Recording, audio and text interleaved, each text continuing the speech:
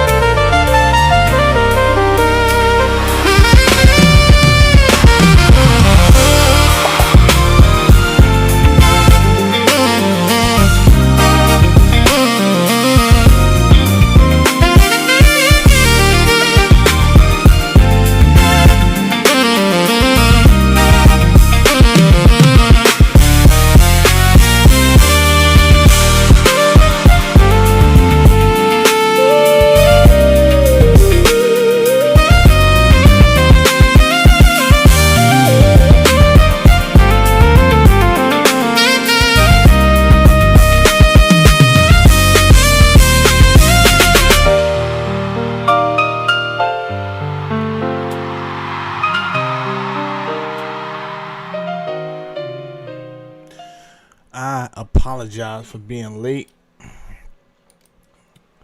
I kept on waking up and I was like, yo, I got more time. It's not close yet. We're not close yet.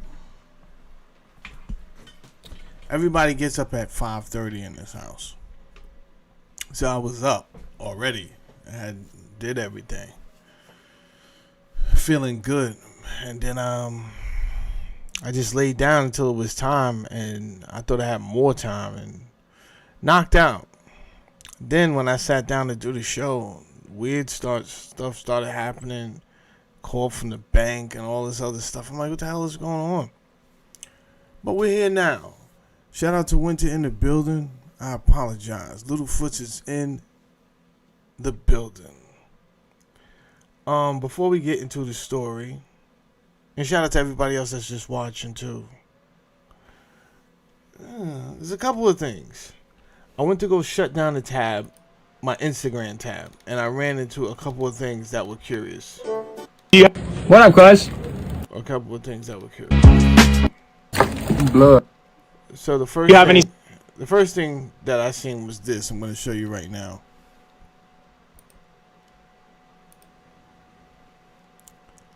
I follow Fred Hampton from the commission. Fred Hammond from the commission. And he put up this post here. They asked, do you have any side effects right away? He says no. I don't know. He looks glazed. Any side effects? No, I don't have any side effects. Do you have any? I don't have any. Can you feel it? I can't feel it. Is it? I was able to do it, and then I did it. And how long did that take you? That took me about a week. And then you went home and... I practiced at home. And so what do you think the biggest benefit of this is? The biggest benefit is that it's going to help people with spinal cord injuries and people with Parkinson's disease and people with epilepsy and people with depression, anxiety, and all these different things. I could still move the mouse with my mind. Have you seen it? Yeah, I had. It's actually pretty cool. Is it like a chip? It's a small chip, yeah. I wonder if that chip is made, what that chip is made out of.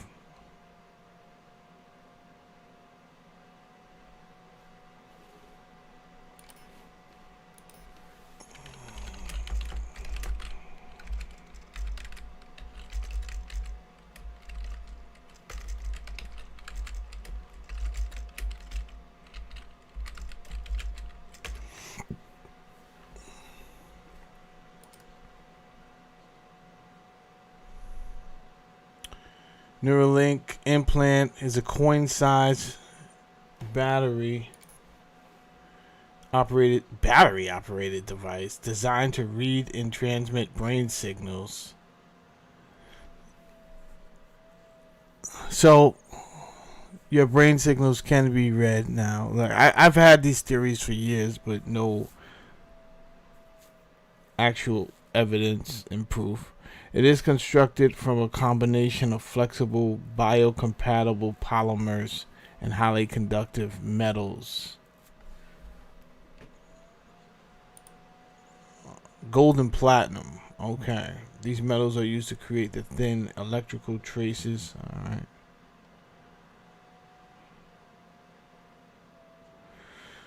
That amplify to convert. Okay. Well, that's the first thing that caught my eye right there. So I'm curious about the device itself, you know, the actual, how long did it take you to get used to it? It was a process, you know, it took a few months to really get comfortable with it, but now it's just part of me, in my head. Can you show us? Can you show me where? Right here. Yeah, I don't know. He said nothing's wrong. Either he was like that before,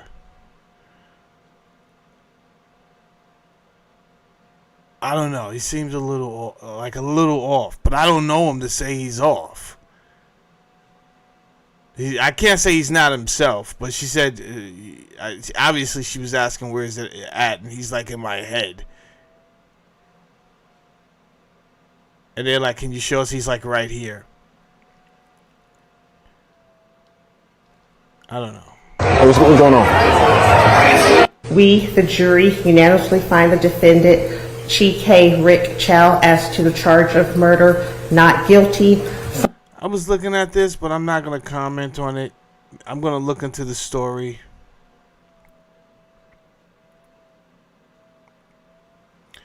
I don't think I have much to say there yet. I don't want to say too much. Young boy passed away sadly. Allegedly while he was fleeing the store with illegal water. The thing is, I do teach my child, if you play stupid games, you will win a stupid prize. And that's just how things are on this planet. You're taking a risk by saying, yo, I'm gonna do this to see if I'm gonna get away with it.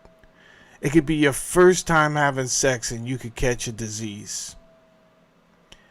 It could be your first time doing something your friends talked about many times before. And now you're like, yo, I'm going to just go with y'all and do it. And then you end up with 20 years.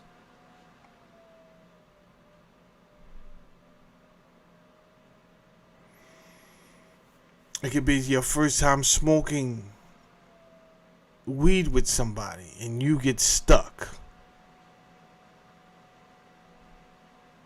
You're never the same again.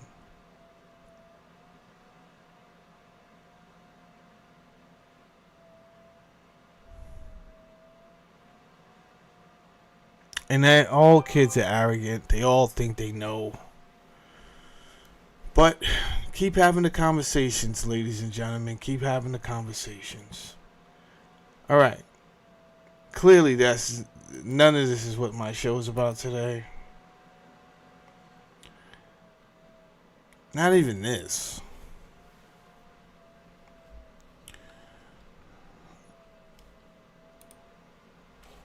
But I found this to be Scott was talking. Damn, why are we so hypocritical in this country, on this planet. It's just nuts how comfortable everyone is with things being so hypocritical. But you've frozen the offshore accounts. I mean, people may not understand that the Revolutionary Guard, they own so many of the businesses. They've been stealing money from the Iranian people for decades and decades and decades. We think they're all living high off the hog. You know, retirement accounts and condominiums, God knows where. We think they were stealing $400 or $500 million a month, Right. divided between 80 leaders. Now, that can't last. I mean, they're in a heap of financial trouble. Yeah, and that is your doing. That is your. I don't know how you sit here with impeccable posture, might I add you, Mr. Scott. I have no qualms with your posture. Clearly you've been trained by the best. Clearly.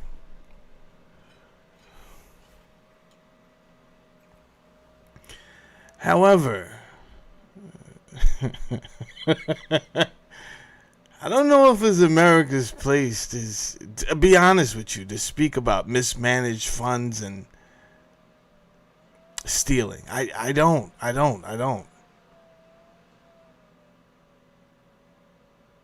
When you really look at what we borrow from the central bank and then what we spend that money on, it is absolutely ridiculous.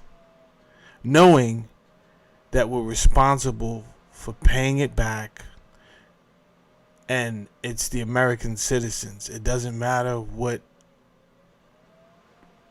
national ID you claim, where your grandfather came from, what color you are, none of those nonsense. Your gender, what you prefer when the lights go out, it doesn't matter. If you have a business or a job, or you're getting some type of money, these people want in. If there's a nickel bag sold in the park, they want in.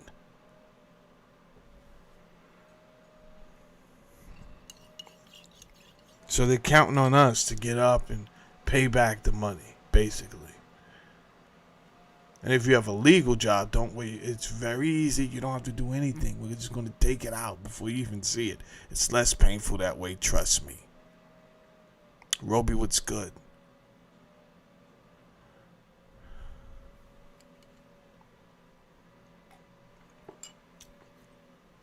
You said the chair's not designed good, Roby? He'll be slouched down like one of those high school students in Welcome Back, Kotter.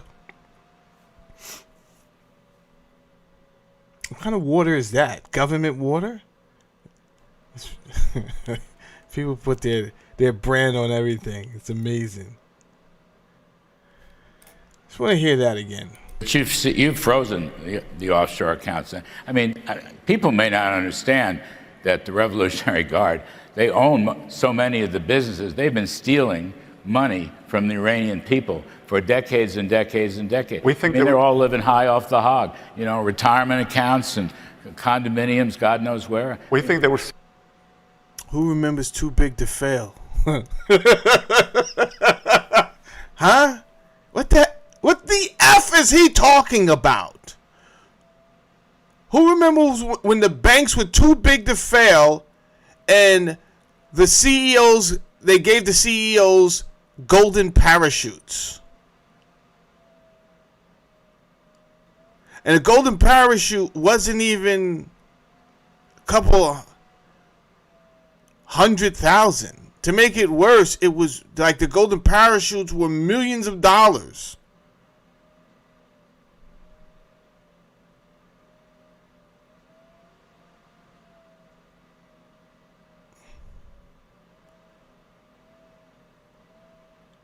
And you sit here with your pious posture and a straight face, and you call other people thieves.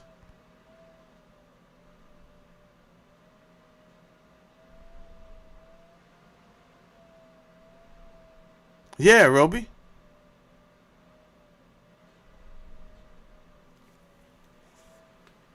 Crazy, bro.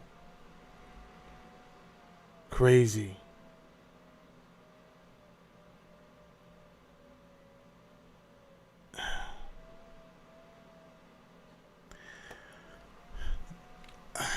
I believe that people get elected. And again, I think what happened, you guys can agree with me or not, I do think never mind the president, the amount of years he can run. We also have to change the amount of years a senator could be a senator. You should not be allowed to be a senator for a lifetime. That's just ridiculous.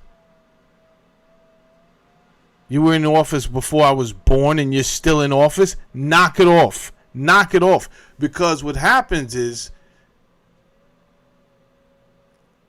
at least this is what they taught me in school. They said life is dynamic. I said, what does that mean? They said it's always changing.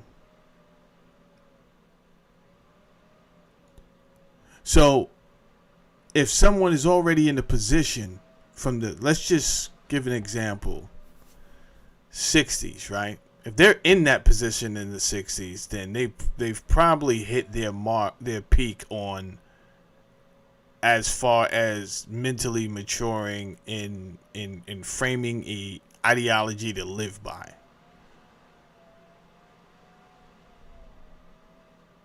'60s was a tumultuous time for races, right?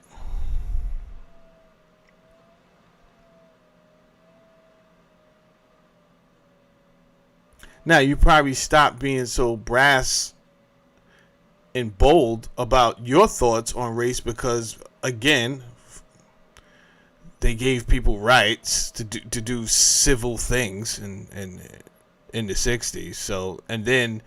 So maybe it just became unpopular to flaunt your feelings.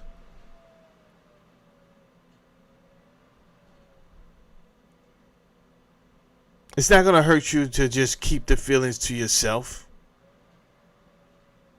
You're still in office. Through the 80s, through the 90s, you're still in office.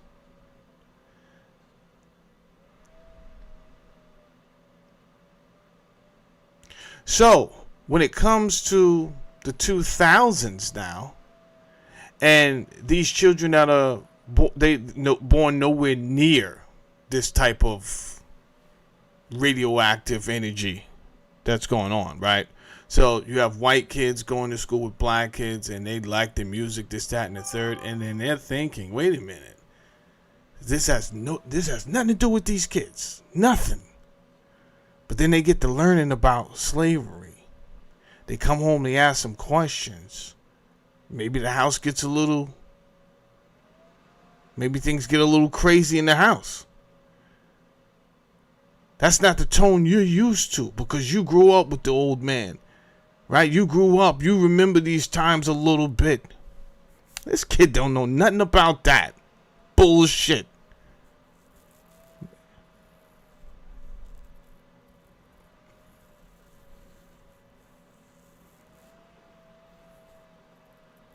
And furthermore, they like this rap music they're listening to. And furthermore, they have a favorite basketball player that happens to be black. And their friends are black. Next thing you know, laws are getting submitted to the goddamn government not to teach any of the kids about this type of history anymore. Are we shitting ourselves? No, let's not teach it. It's causing problems in the house.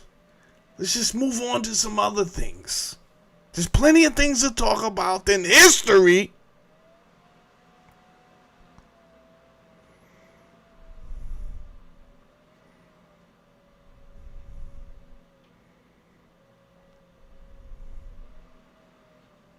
We are absolutely mad on this planet.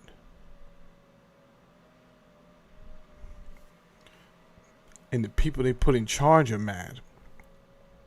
And this is why I say we need new blood. Right? Someone should be able to run.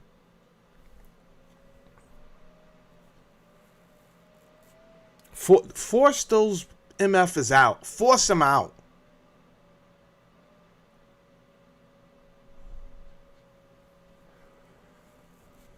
Get some new thinking in there. They're the ones helping to write the damn laws. Speaking of hypocritical, yesterday after yesterday's show, I wanted to look up if some of the things that we talked about yet. Hold on one second. Phone is ringing. I had to turn the ringer on because I told you it's my bank calling me again. I know what it's about. They already asked me. Did you approve this call, this charge? I said no. Then they had me on hold forever. They were talking about shutting down my debit card, which I don't want them to do. Why did we jump to, like, that's the only option? Can we find out who they are and block that from the... Can we do anything else besides just cut off my debit card? You're bugging out. All right. So yesterday, when we left the show, I wanted to find out some things. Let's see.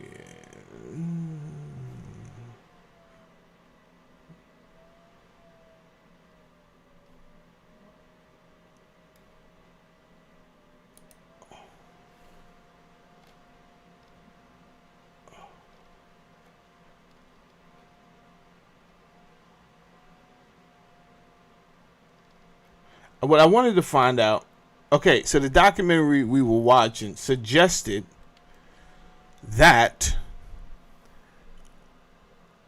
the American government never did a test on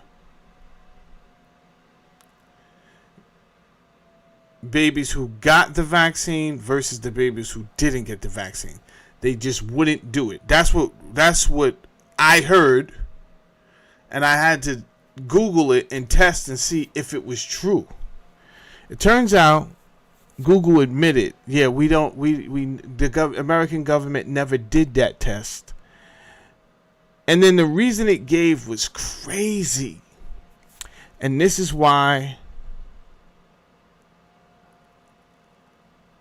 I taught on, what is this guy's name? Somebody help me out. Hold on. I'll find his name. It's going to take too long.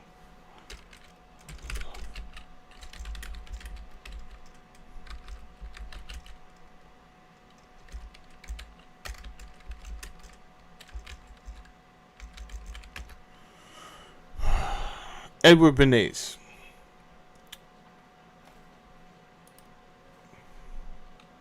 Edward Bernays is the father of crystallizing your opinion, right?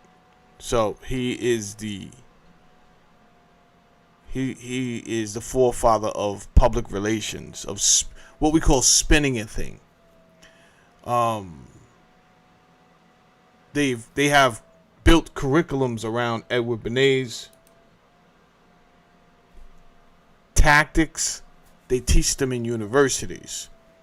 They have been very successful. And I guess they sound good. But I'm going to give you guys can look it up yourself. When Google told me why, they was like, oh, they didn't think it was going to be ethical to do a random test like that. Because you could be leaving some babies exposed to the illness. Forgive me, people, or don't forgive me, but I'm like, yo, that is a crock of shit.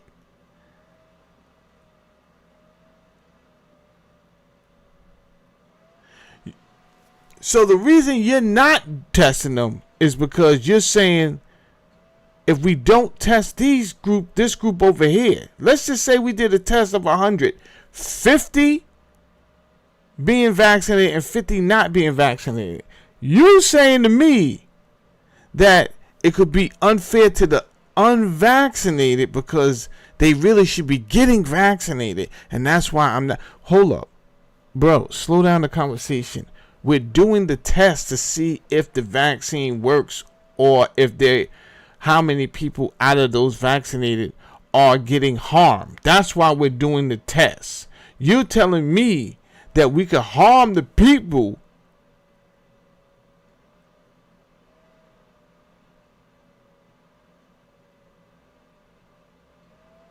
we could harm these kids if we don't give them the vaccine. So we would rather not do that type of test. You're a fucking liar. What were we doing before you mandated vaccines? People still wasn't. I think you could afford to do 200 placebos, 200 of your vaccine. I think we could do that, and they know it. So they give us a BSI answer like that. So hypocritical.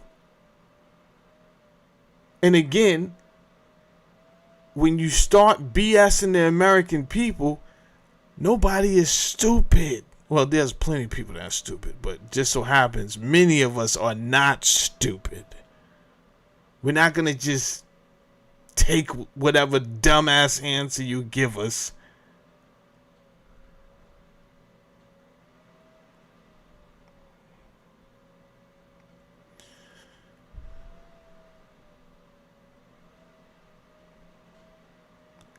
Exactly, Roby. They were scared. They were scared to test because they knew what the answer was going to be. But if they did that test, now we got the answers in black and white. So what they rather do is just change all the terms, the verbs, the laws. I mean the definitions, the laws.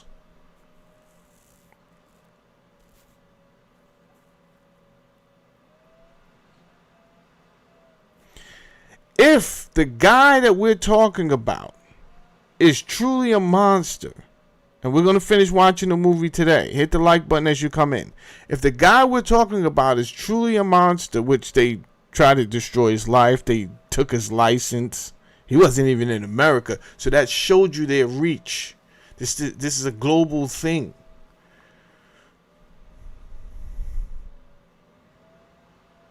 Because the amount of people that's going to make money off this thing is bigger than just what you know what I'm saying? Like the whole idea of how much money this can accumulate is way bigger than you coming up and saying, hey, I found these deviant anomalies. And matter of fact, this might be some evidence that it is causing this. Oh, they didn't want to hear that. So they got him up out of there. And we watched in 2020 how far they will go. It could have been coincidence. Some of these whistleblowers, some of these doctors who knew what they was talking about and knew how to articulate what they were seeing just ended up dead. Yo, here's the thing. Everybody has a day. Maybe it was their time. Maybe it was their time. Like maybe it was those same people that had all that crypto. Maybe it was their time. maybe it was their time.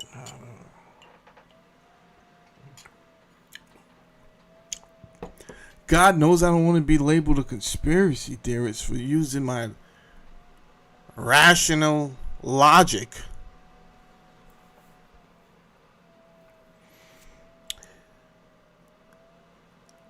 The word coincidence exists for a reason, but that many coincidences?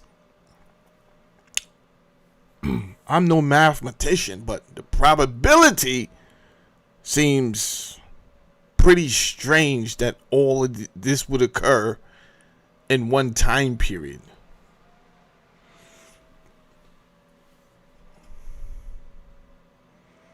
So what I'm saying is people have been using science as a weapon. And they know how to use these scientific terms and so well it will intimidate someone else that's just going off their gut feeling like, yo, I feel like something isn't right. I, for one, will not just dismiss you because you don't know how to articulate scientifically. You've said enough. You said you don't feel like something is right.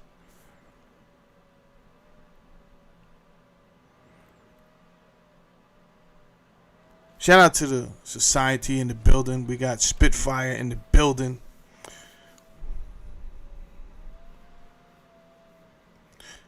We got Huey in the building.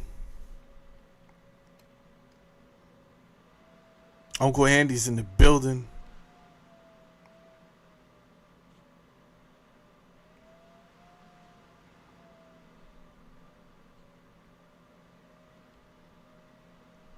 You know how they get down, Huey. You know how they get down. It's a shame that I even have to do it like that. All right. We're going to finish where we left off yesterday.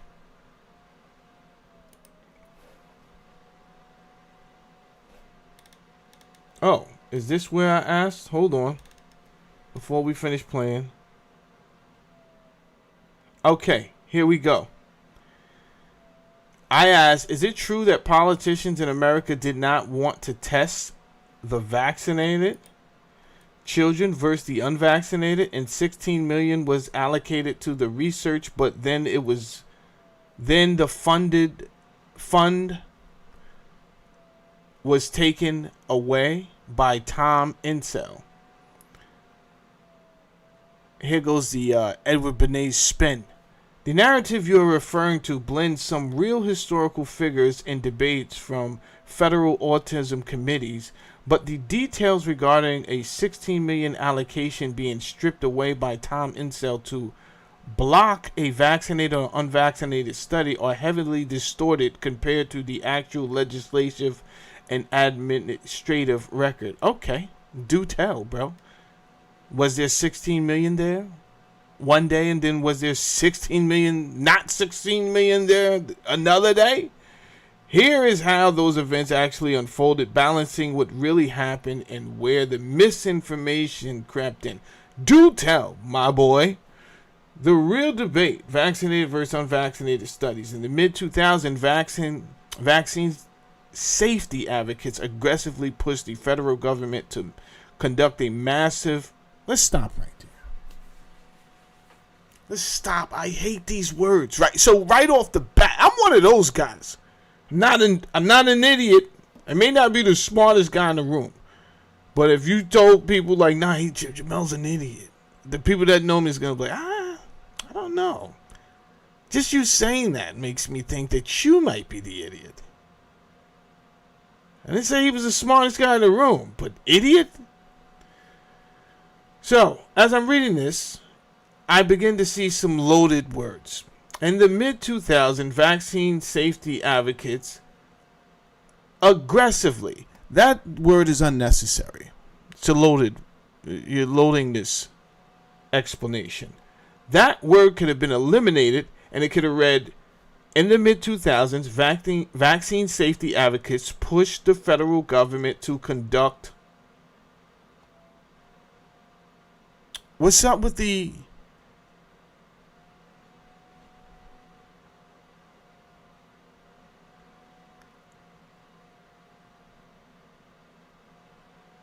description that's going to make me think already in my mind, okay, they're doing something that's not, they weren't supposed to do. These are the bad guys. That's how somebody would read it. Like, okay, the vaccine safety advocates are the bad guys because they aggressively pushed. I got you. Pushed the federal government to conduct a massive retrospective and prospective studying comparing the overall health outcomes, specifically autism rates of completely vaccinated children against completely unvaccinated children. And I would say, as they should have. That's what I would say. As they should have. If these people are noticing that their family members and their neighbors are starting to produce children with autism, again, they don't have to be scientists, but people have something in them that is intuitive that tell them something's wrong, and they will start to they will start to do the investigation themselves. Hey, did you get the da-da-da? You got it too? Okay, I'm thinking this is where it's coming from. And then they did the next rational thing. How about we do a test? How about we ask for a test to be done that's not biased? It's very clear. These people got it. These people didn't. Let's just do a test, a controlled test, a controlled study on this group. The government says, that's a horrible idea. Oh, I would never do that. You would never do that. Do I need to run down the laundry list of crazy shit you have done that's way worse than this?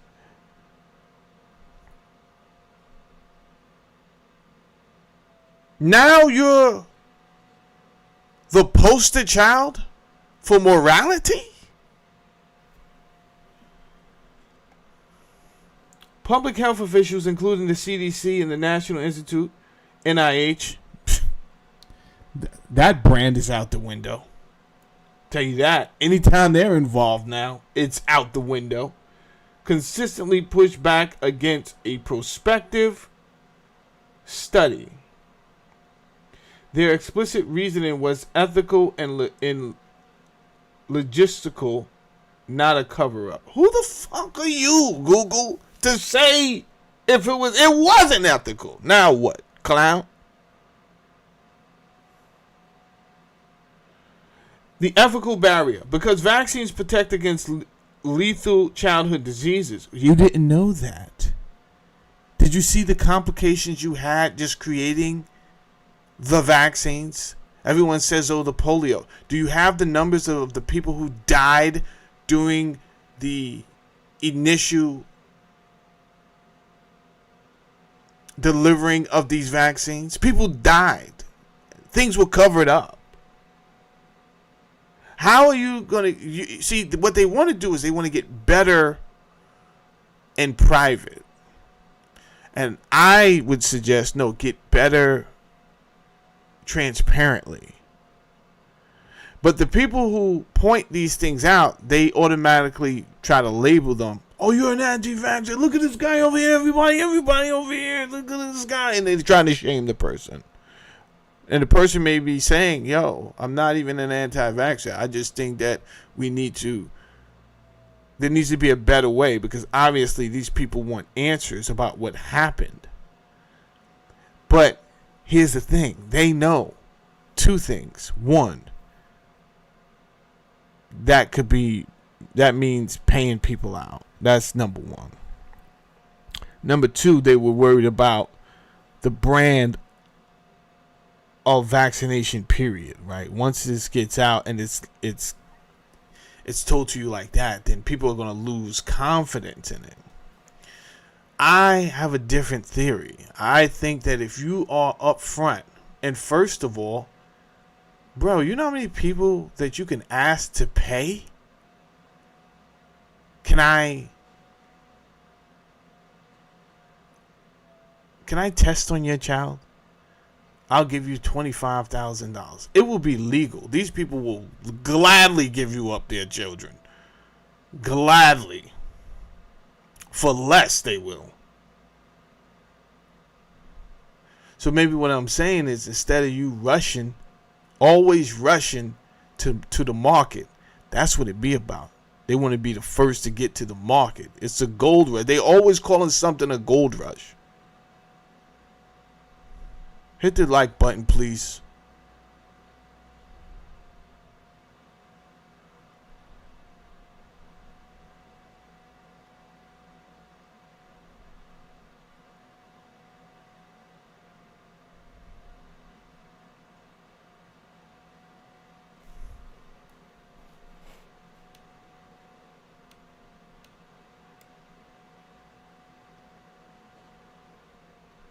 It's crazy.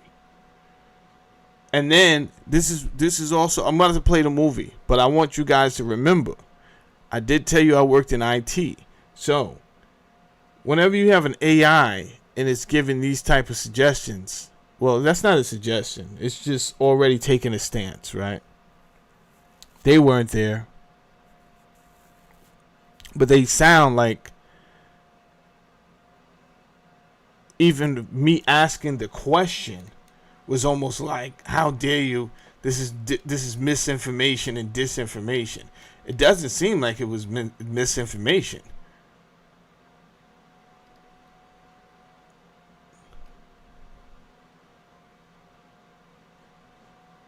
But the stance that the AI took was already defending the United States. This AI has to be programmed to do something like that.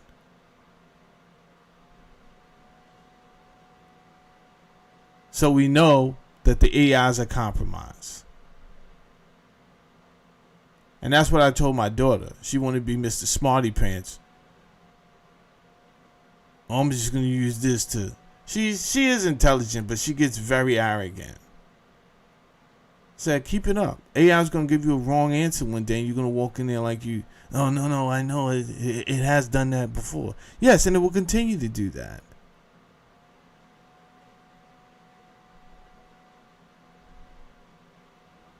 You have to read, girl. You have to read.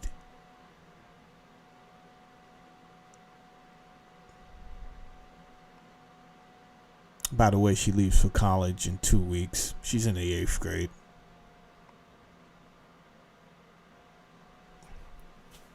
She got accepted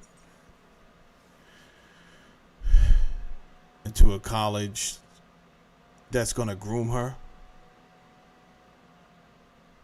So she spends the summer at the college in the dorms and everything. We pick her up on the weekends. My wife doesn't know how to feel. This is her first time.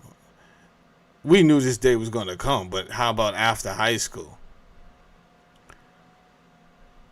I'm happy because they already gave the curriculum on what she's going to be doing a lot of STEM. It's an amazing program. We don't even pay a dime.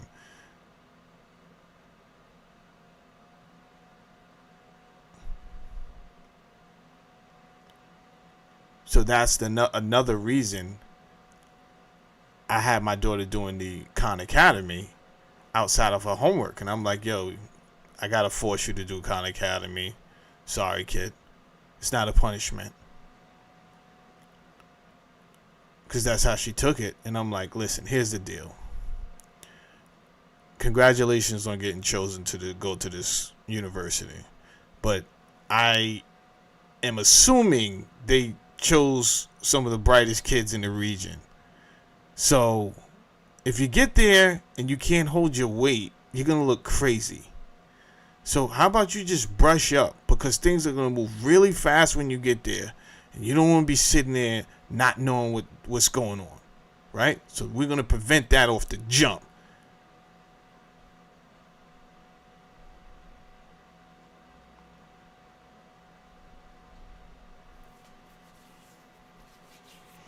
She just got a bike too, so she's only 14. She's like, I want to spend my summer riding a bike. You're going to be home on the weekends, kiddo. Don't worry about that bike. That bike will be here. You're going to this program.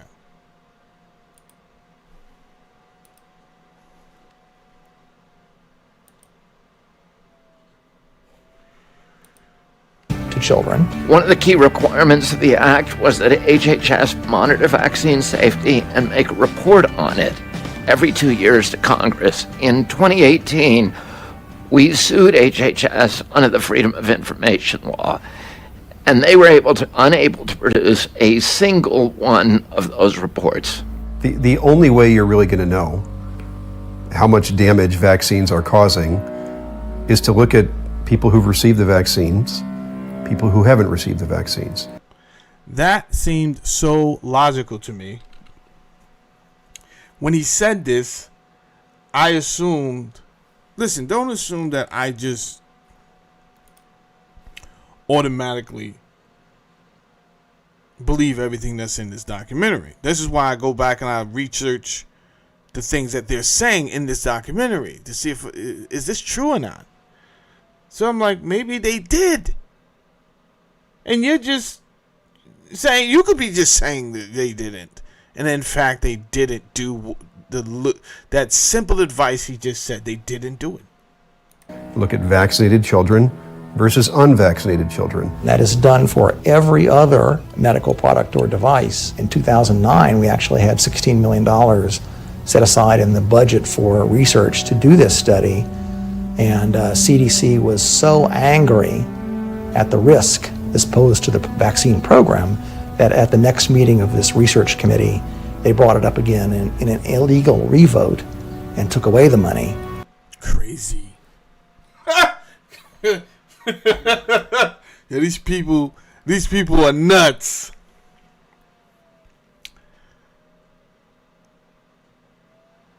The director of this committee, Tom Insall, head of the National Institute of Mental Health, even said in a shocking admission that we can't do this study because we have a conflict of interest, because it might help the children win their cases in vaccine court. They won't do it. They will not compare the health of children who are not getting vaccinated against the health of children who are receiving all the vaccines according to the federal schedule. This is too risky for them, because if it turns out that the children who don't receive vaccines are much healthier, the entire program is put into question. We don't know how many children are dying or being brain damaged because we don't have a reaction reporting system that will give us those figures. Do you think doctors are reporting reactions? No.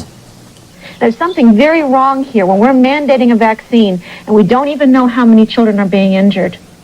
Parents forced HHS to set up a system to monitor vaccine side effects. It was called the Vaccine Adverse Events Reporting System was an attempt to systematize the capturing of actual vaccine injury events.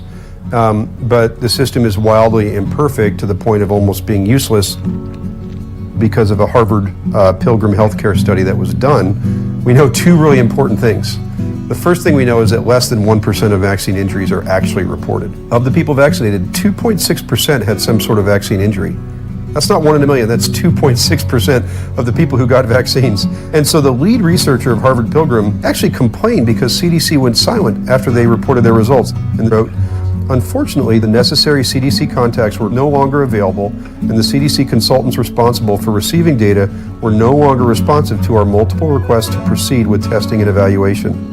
A 3-year study produced results so potentially devastating for the CDC because the adverse event rate was so much higher than anything the CDC could share with the public. This is just so. I wish I had a stronger word than evil, right? Because this is not something that's temporary for a lot of people. I don't hear a lot of stories where someone was autistic and then they worked their way out of it. So you're condemning someone to be born a certain way that was unnecessary, and then everyone has to deal with that reality. The parents, the child. Then you're going to create a business out of that, right? Some new jobs are going to be created so that when those kids go to school, they are separated from the other kids, and now we have a new industry. So we make money. The whole time we're borrowing a lot of money from the central bank anyway to sustain ourselves.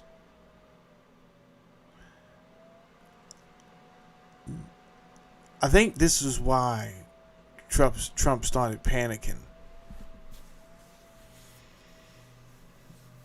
Started doing wild and crazy, bizarre. Let's just try something.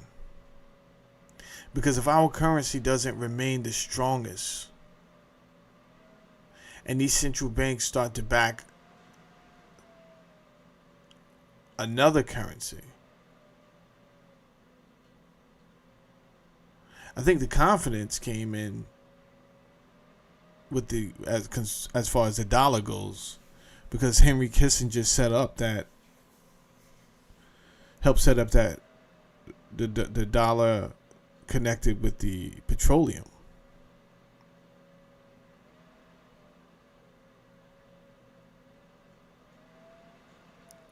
I mean, I don't think it was easy to foresee what would come down the pipeline and that things could change. It seemed pretty concrete to me.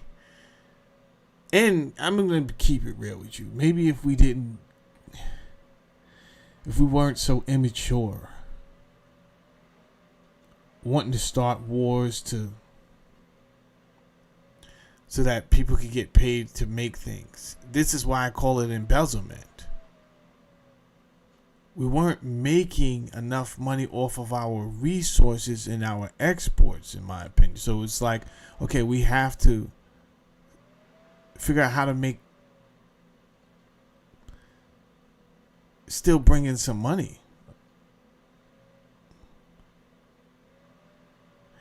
Paying people off of borrowed money is not sustainability.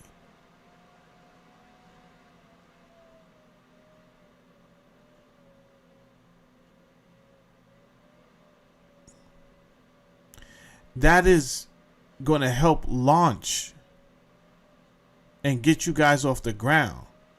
But if you went to the bank with that business plan and said, and they're asking, okay, how are you going to pay your staff? And you're like, that's why I'm here. And you do the George Bush shoulder shrug. When he used to look around and like nobody was there. He was just looking at imaginary friends. And he'd be like, he'd do that. I used to love when he did that. Like, this guy's nuts. That's why I'm here.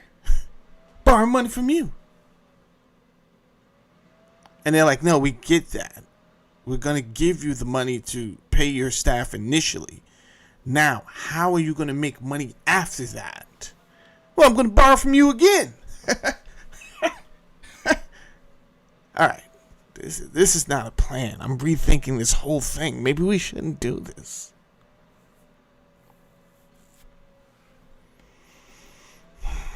And so the program was shut down.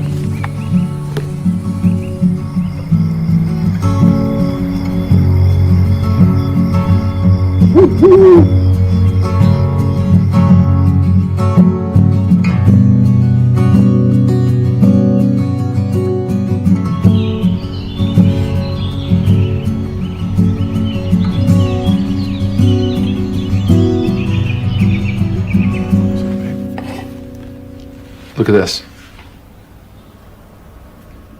And this. Well, let's go to the source. Parents were reporting regression of their children into autism following MMR vaccination, but it was a minority of children. So why some and not others? In 2000, I shared with CDC scientists my group's theory. That's the guy. That's him. Andrew.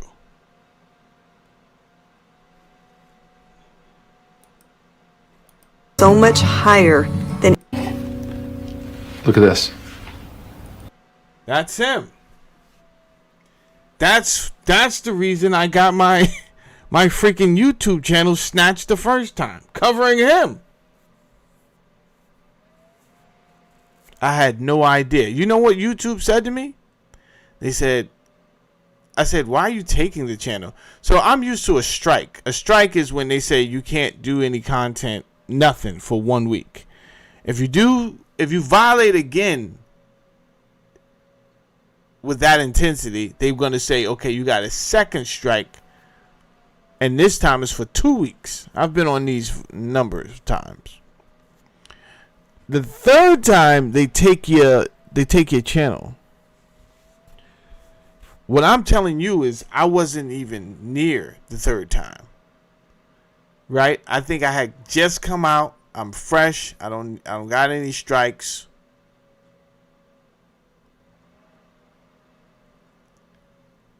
And then they hit me with that bad boy. I did this show. So what they told me, I said, why are you taking my channel? Like, this should be a strike. And then they said to me, now you got to read your contract, your YouTube contract. So I read it, and what'd you know? in the contract, it said you cannot talk about vaccines that might be related to autism. It said that in the goddamn contract. I was like, why is this in here? Who would write that? I'm talking about specifically. It wasn't, they didn't say, yo, you can't talk about vaccines. And they didn't say, yo, you can't talk about autism. They said, you cannot talk about vaccines that might be related to the cause of autism.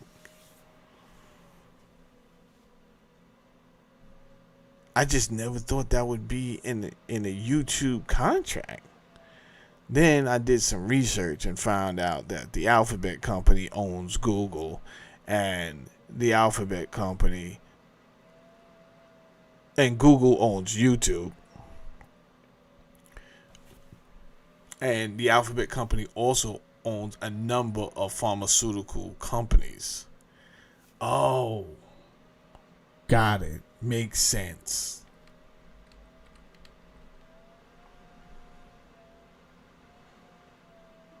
Yeah, I better copy the link because they kicking people out. So, easy. I don't know what type of nonsense. They'll kick you out and then you won't be able to find my channel. They do stuff like that.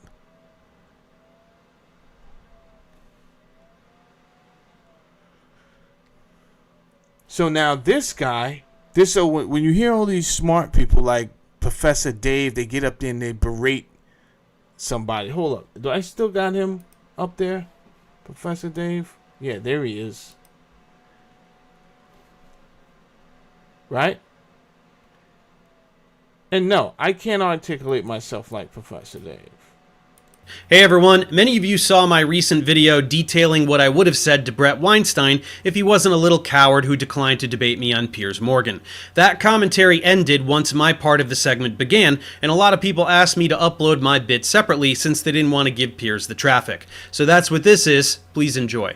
Well, listening to my previous two guests and here to give his verdict on whether RFK is making America healthy again is Dave Farina, the host of Professor Dave Explains. Well, Dave, welcome to Uncensored. Thanks for having me. Your response to what you were just listening to? I mean, where to begin? I'm familiar with Bret Weinstein. I'm not familiar with his opponent, but I know, I've dealt with him and his brother. They're peas in a pod. Bret just basically peddles conspiracies to generate a cult following online. A lot of what he said was that conspiracies. Is always telling rational people that you're just a conspirator. Absolutely ridiculous. He went on a tirade about, aluminum-based adjuvants not being tested. Absolutely not. They've been tested rigorously. They're shown to be safe. The level. Hello. These are your people who talk fast, but if you just slow down the conversation, they don't like when you slow down the conversation because is he lying? No, Professor Dave is not lying. They have been tested. Have they been tested in a way that makes sense, that are logical? No.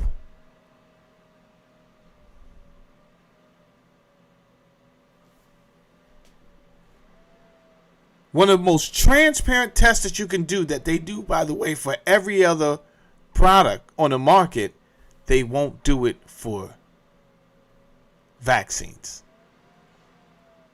How does that work? Levels of aluminum are comparable to what are ingested through breast milk by children, stuff like that. It's just basically his whole shtick is just kind of like, I'm just asking questions and look at all of these things, and there's just absolutely no basis for it.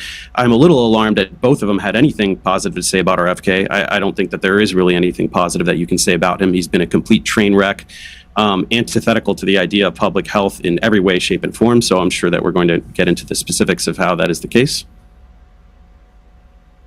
Well, I've got to say, I've interviewed him a number of times, RFK Jr.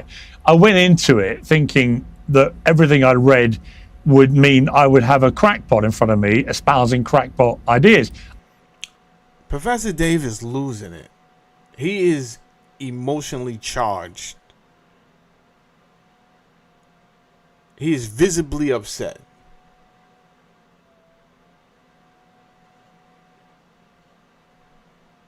Maybe he's visibly upset because he honestly feels that these people that challenge science are putting everybody in risk, and they don't know what they're talking about because he's a member and he truly believes that he's doing the right thing. I spoke to someone the other day, and before I even mention him, because I don't want he could be watching, I don't want to make it seem like I'm picking on him. During as we were going through the pandemic, there was one guy, his name was Macau16. This guy used to fucking call me, come over to my show all the time and report me to YouTube, right, to get me shut down because I was against the vaccine. He would tell people, yo, you're getting people killed. Turns out years later, they started to admit that there were adverse effects, this, that, and the third. I would even put up on my show showing what the CDC had said on their damn website, that they are aware of myocarditis and the problems of the adverse effects from the vaccine. He would work so hard, and then in the end, I was right. So this guy told me, he was like, yeah, man, I reported people to the government on these people, telling them, you can't be telling people to take the vaccine. So he thought he was right. Why? Because it wasn't about that particular vaccine, whether there was quality assurance. It wasn't about that. What it was about was these people thought you were challenging science, and look how far we've come because of science. You see? So they were willing to skip all other variables in the equation so that they can reach the conclusion that they wanted to get to. And the conclusion was, listen, science is everything. All right? Until it's not. How many times has science been everything until, I think it was either Roby and Okohandi yesterday said, at one point they said smoking was safe. It's all good until it's not. Actually, I didn't get that feeling from him. And I've watched very carefully the way that he has performed so far. The measles crisis was interesting because he took a bit of time, but then came down and publicly endorsed the vaccination, which I think surprised people. I completely agree with him that America needs to wean itself off over-processed food. I think he's right to try and get Americans fitter. America has shocking health rates, really, comparative to, say, Asian countries. The obesity rates are alarming. So there are also things where I find myself nodding to him. What is it about him that concerns you so much? Because obviously you don't agree with what I just said, but what concerns you so much? So you just asked three separate questions, so I'll answer each of them. Number one, he absolutely is a crackpot. He has pushed miasma theory, terrain theory, pushed ivermectin, hydroxychloroquine. He promotes raw milk. He continues to push lies about vaccines causing autism. Boom. How would we know, Professor Dave? And I don't want to hear, oh, there's other tests that can be done. Am I the only one in the room that thinks that the test that is suggested by the safety advocates is the main test that should be done? Why would any scientist be against that type of testing? It doesn't make sense logically that any scientist should be against a test of equal amount of unvaccinated against equal amount of vaccinated, and then we will measure the adverse effects. I mean, I think that is clear and dry. And yet, an intelligent man, Professor Dave, gets up here and he's pushing things. It's like, it reminds me of Neil deGrasse Tyson when they questioned him about the Y chromosome. And then his response was, what does it matter? Like, if you wake up and you feel like this today, then that's all that matters. I'm sorry, that was not the scientific answer we wanted to know.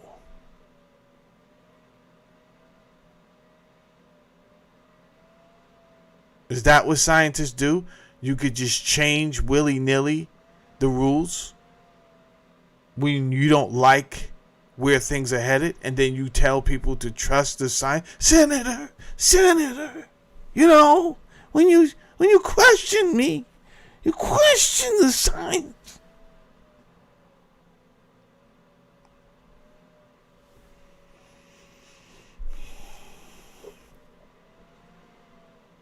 I don't think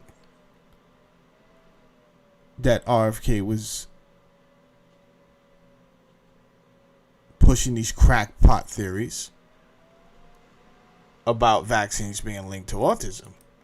I think we got something here that they don't want to look into, and so far we got enough evidence that shows why they might not want to have looked into these things. And I do these shows because there are people out there who are going to want to have children, and you need to know the dangers. So a couple of things: either they're trying to discourage you, or it could be something else. But by them not being transparent, it's definitely something you're not going to like. And I find that unfair, because everybody else was able to find somebody that they... I mean, that's the way it should go. You find somebody that you care about and you have kids, and then y'all plan to raise that family.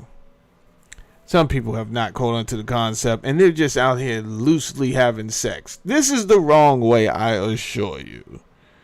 Only for you to tell me that this bitch ain't shit 6 months later. You the one who laid down with her. What do you mean she ain't shit? What are you doing?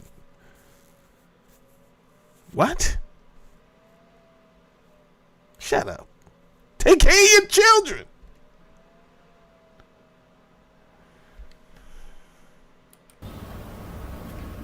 And this. Well, let's go to the source. Parents were reporting regression of their children into autism following MMR vaccination, but it was a minority of children. So why some and not others?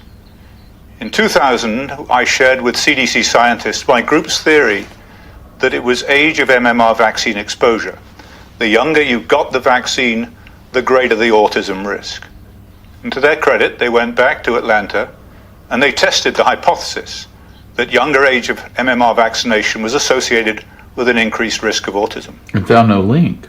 There's something I think you should see.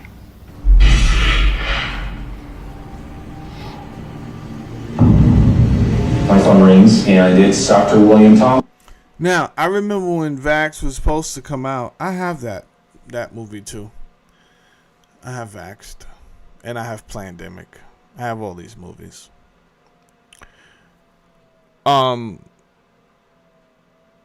But I don't know if you guys remember that Robert De Niro was supposed to be one of the executive producers on Vaxxed, and then the movie was done, and they just wouldn't let it come out in theaters. Like, they wouldn't let it come out and be pushed on any major distribution.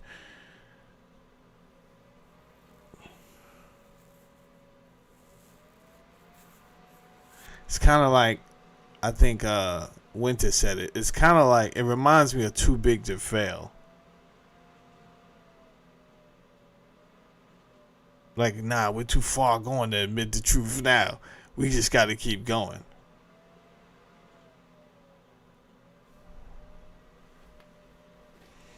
You and I don't know each other very well. You have a son with autism, and I have great shame now. A whistleblower from the CDC who's going to come out and say that the CDC had committed fraud on the MMR study and that they knew that vaccines were actually causing autism.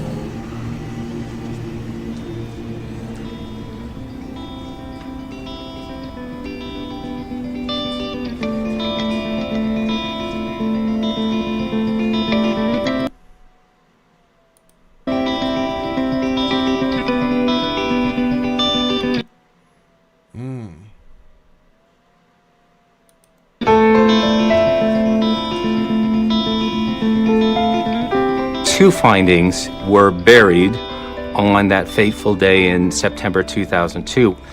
The first was what we call the African American effect. The second effect was a group of children who received the MMR vaccination on time and then regressed into autism. DeStefano and colleagues did find a strong signal of autism causation in these two groups, which was of course unacceptable to CDC. Dr. Thompson tried to warn the director of the CDC at the time because he knew he was publishing fraudulent data. Not only was he replaced in the 2004 Institute of Medicine meeting by his supervisor, Dr. Frank DeStefano, who proceeded to show the fraudulent data, but he was threatened with firing, and he was told to seek psychiatric help because of his moment of clarity. A real whistle. Why do they always do that?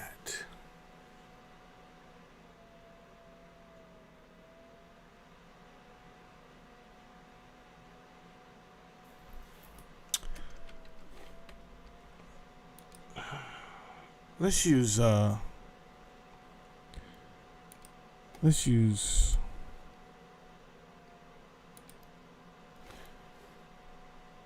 ChatGPT today. I want to see if I could talk to ChatGPT today. I don't feel like typing.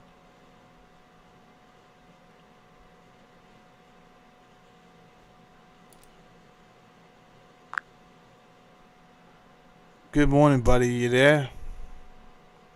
I'm right here. Good morning to you too. How's your day starting out? It's going. It's going. I can't complain. I have some questions about a Frank Olson. Frank Olson. Who's Frank Olson?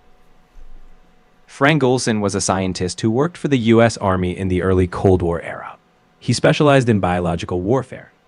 What made him famous, controversially, is that he died in 1953 after allegedly falling from a New York City hotel window.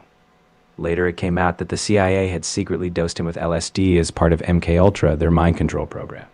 His death is still debated, whether it was a tragic accident, a suicide, or something darker.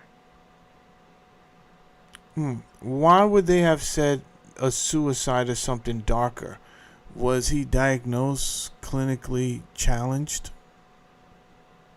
There wasn't any known diagnosis before his death that suggested he was mentally unwell.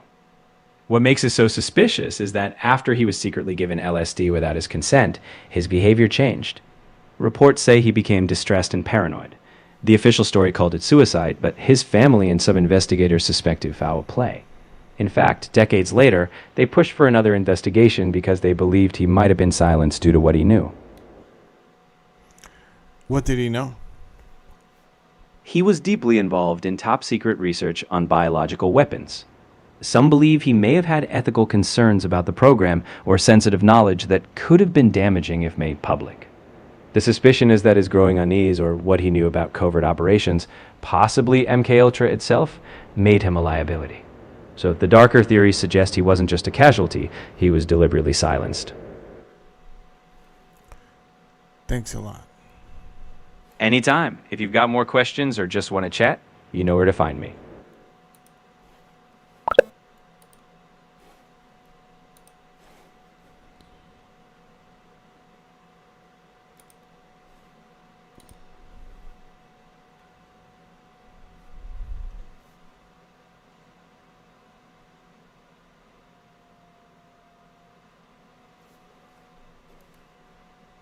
Whistleblower, protected by whistleblower status inside the CDC, telling us we're committing scientific fraud in here.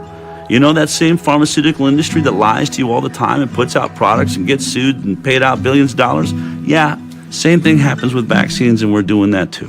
After the whistleblower story broke in August of 2014, Dr. Thompson. Good luck with that, Winter. This is why do you think I didn't even acknowledge?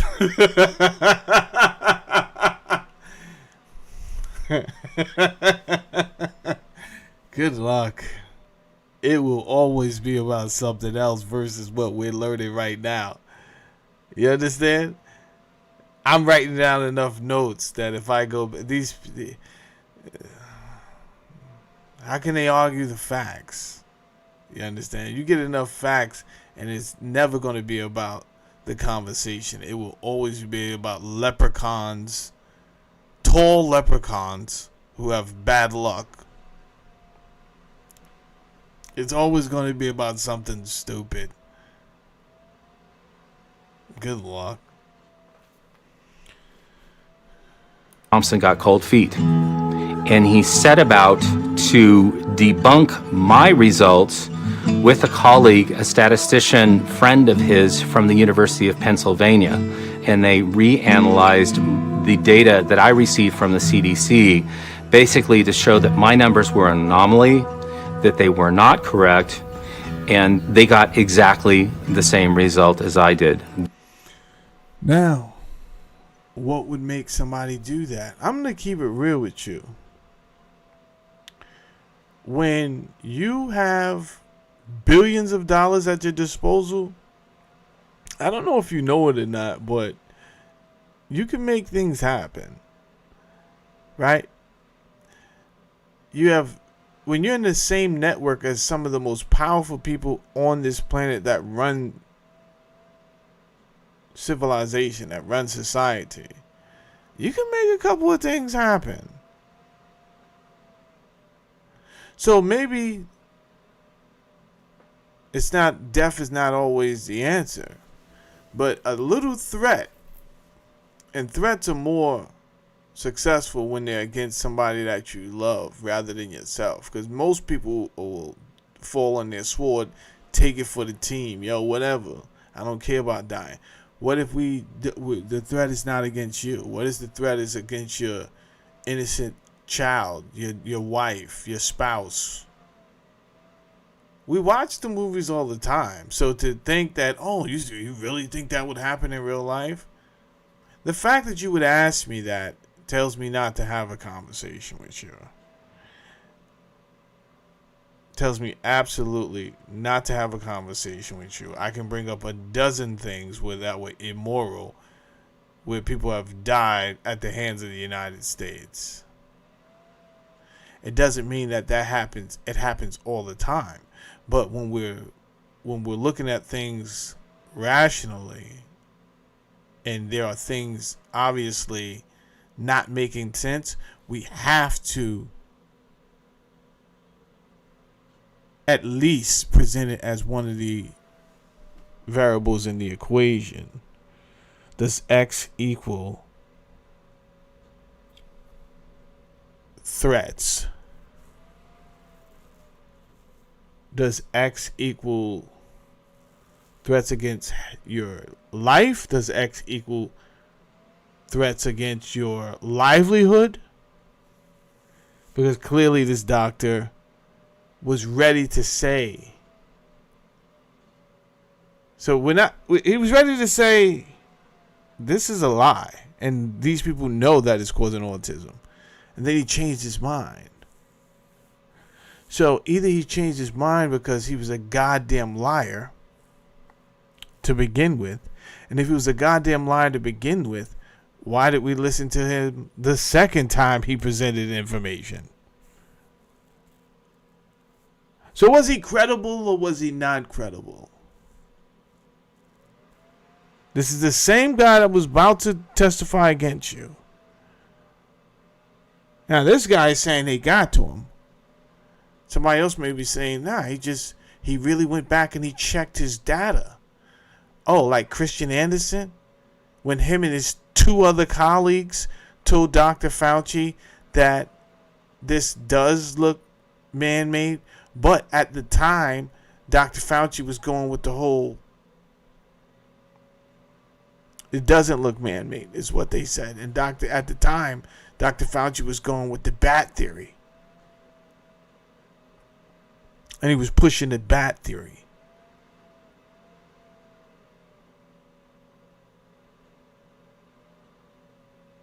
By the way, Jordan Maxwell, he did an excellent timeline on that.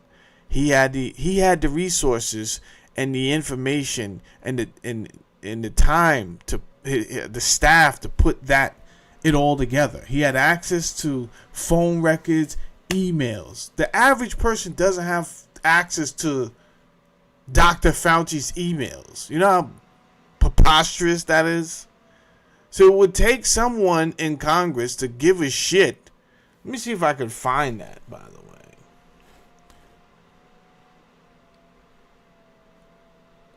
See if I can find that real quick before we move on. Because that, he did. Excellent work there.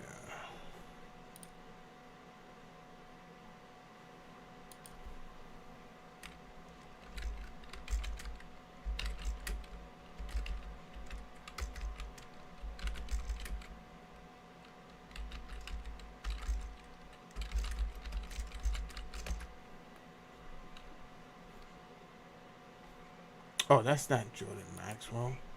I said Jordan Maxwell. That wasn't Jordan Maxwell.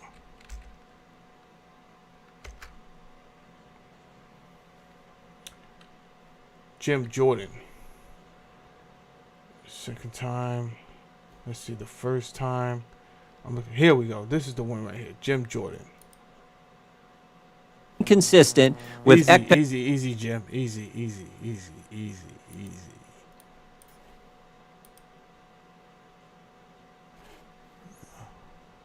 All right.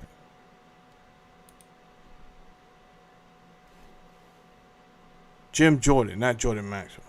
Friday, January 31st, 2020 at 10:32 p.m., Dr. Fauci gets an email from Christian Anderson. Christian Anderson's a British researcher who's received numerous grants from NIH. Two really important sentences are in that email. Two sentences that get Dr. Fauci's attention. The first is this: the unusual features of the virus make up a really small part of the genome. So one has to look really closely at all the sequences to see that some of the features look engineered. Again, this is January 31st, 2020. Second sentence: Eddie, Bob, Mike, and myself all find the genome inconsistent with expectations from evolutionary theory. Email arrives 10:32 to Dr. Fauci on January 31st, 2020. 2 hours later at 12:29 in the morning, Dr. Fauci sends an email to his top deputy, Mr. Hugh Auchincloss. Guys worked for Fauci for 15 years, part of his inner circle. Sends it, subject line says important in all capital letters. He attaches a paper on gain of function research written by Dr. Barrick and Dr. Shi. Dr. Shi, of course, is the so-called Bat Lady, Batwoman, the lady who does research in the Wuhan, China lab. This email, Dr. Fauci says, again, to his top deputy, it is essential that we speak this AM. Keep your cell phone on, read this paper. You will have tasks to do today that must be done. Notice the intensity. Notice the focus. I mean, this is the house is on fire email here. Now, 2 hours after that, at 2:48 in the morning, Dr. Fauci's busy this morning. 12:29, that email he sent to Dr. Auchincloss. Your boy out here getting no sleep. He's out here wilding early in the The son Ben did his thing. Huh? Ben did his thing. Everybody else is out here humping in the bed. Not him. He's out here panicking. Old man out here panicking at 2:48 a.m. in the morning. His top deputy, 2 hours later at 2:48 in the morning, he sends another email, this one to Robert Kadlec, Assistant HHS Secretary, Trump appointee, not part of his inner circle, and he attaches a different article to this email, one that says the virus came from an animal, that downplays any lab leak theory. Now, again, notice the tone of this one. Bob, this just came out today. Gives a balanced view, best, Tony. I mean, totally different from the previous. This is one like, oh, if you get a chance, read this, gives a balanced view. So the tone is different, but also that sentence, gives a balanced view, it's not true either. That's just not accurate. This article downplays, as I said, the lab leak theory, emphasizes evolutionary cause to the virus. Hit the like What button. happens next? What happens next? Later that same morning at 11:47 a.m., Dr. Fauci's deputy gets back to him. I just want to read you this whole email. The paper you sent me, the one he sent him on that was written by the virologist from Wuhan, China, and Dr. Barrick. The paper you sent me says the experiments were performed before the gain-of-function pause, but have since been reviewed and approved by NIH. Not sure what that means, since Emily, someone else who works for Dr. Fauci, is sure that no coronavirus work has gone through the P3 framework, which of course is the oversight body that's supposed to approve any grant dollars going for gain-of-function research. This video is so damaging, it lays it out. If you really look up what he's saying, which I have because I wanted to look up the P3 research and everything that he was mentioning. These are not words that I normally use. And it was exactly what he said.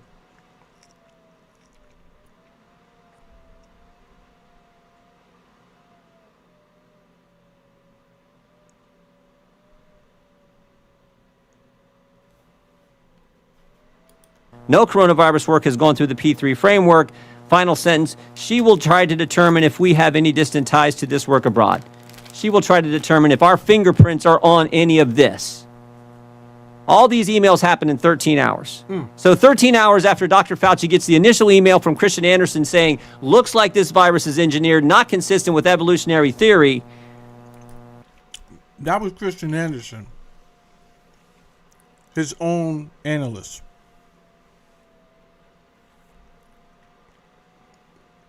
Christian Anderson worked with two other analysts on the team.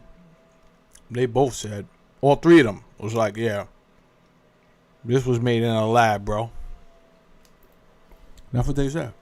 Dr. Fauci knows some important facts. First, Dr. Fauci knows there's a lethal virus on the loose that started in Wuhan, China.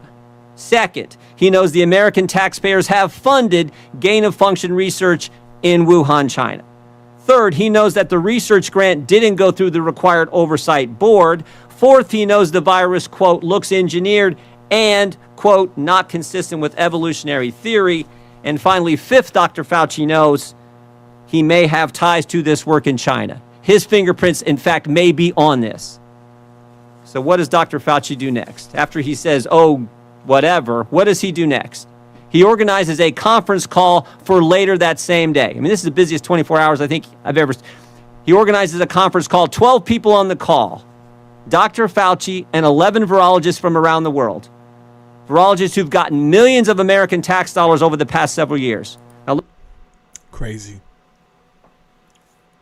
So everybody's for sale is what I'm telling you. People are compromised, bro. They want the American dream. They're not going to get it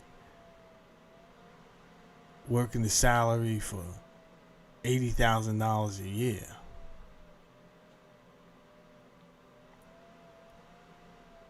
They want more than the American dream. They would like to just show up once in Dubai in a big-ass fancy car. You understand? So when someone shows up suggesting that they could be a payout, a benefit to you in some sort of way, I mean, it's all free money, right? We're just printing the shit willy-nilly out of at a request. We're just printing it, numbers in the system. Boom, you got it. What's another $100,000, $200,000 to 12 people? Huey, how much are we spending right now, Huey, for these air carriers that just sit in the ocean? How much does that cost us a month? Probably way more than you're gonna pay out these people here to get on your team. look at this list. Here's the list of people. There's only 2 Americans on the list, Tony Fauci and one other. Most of them are from around the world, as I said. I think the first thing you notice is who's not on the call. Who's not on the list? Is Dr. Kadlec on the list? The guy he sent the email to at 3 in the morning? Is Dr. Redfield the head of CDC? Dr. Girard, who's with us today, Assistant Secretary at HHS at the time? Dr. Birx, the lady who's soon to be COVID response coordinator? In fact, there's no one from the government on the call except Tony Fauci. That's crazy. Tony Fauci and 11 other individuals who got a bunch of American tax dollars over the years. What happened on the conference call? The short answer is we don't know. We don't know what they talked about. I mean, I think we got a good idea. We don't know for sure, but we do know what happened 4 days later. 4 days later, February 4th, 2020, Christian Anderson, the guy who started it all, who said the virus looks engineered, Christian Anderson said this 4 days later. What did he say? The crackpot theories going around at the moment relate to this virus being somehow engineered. That is demonstrably false, close quote. See? See? So, just because someone changed their statement doesn't mean that their changed statement is credible. Maybe a lot of pressure was put, and this wouldn't be the first time. Christian, you gave a genuine answer the first time because you didn't know what was going to be, how much was weighing on your response. So you just gave a truthful, genuine answer. Then when you seen 4 days later, I'm going to assume there was some conversations that were had.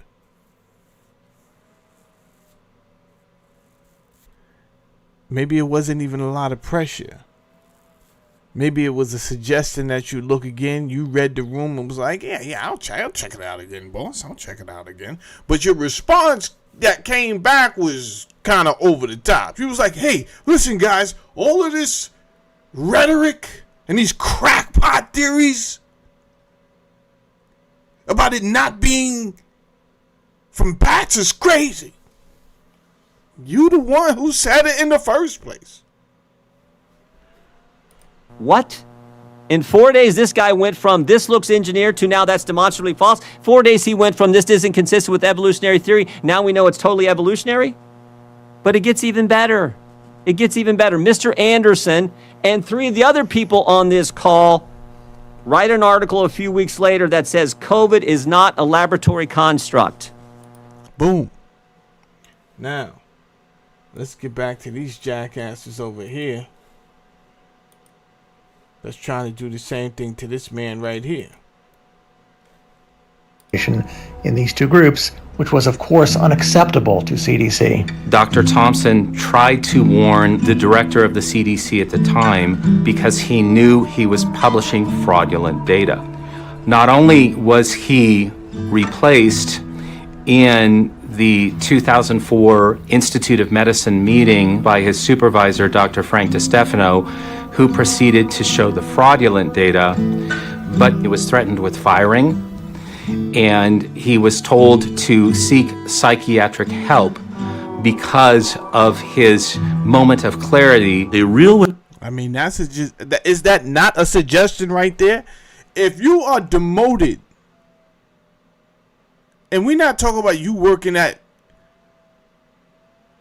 Amazon or Nabisco, you know what I'm saying? We talk about you working for the CDC, stupid.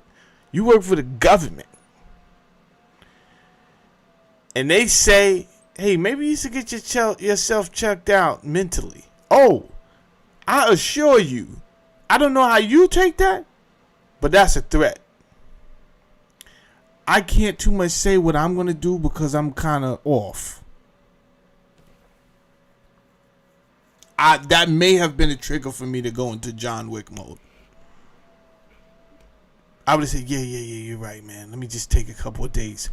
And in fact, when my boss would have got home, I would have been right there greeting him with a pistol. This is how this shit is gonna go down. I don't even like what you said. Whistleblower, protected by whistle. That's crazy, because you're basically telling me that's where I'm gonna be headed if I don't change my tone. I'm headed to the crazy house. You're gonna make sure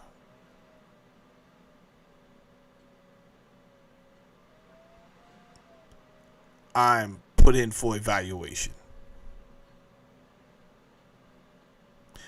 Huey is back with the data. Thank you, Huey. Huey says we spend $6 million to $8 million per day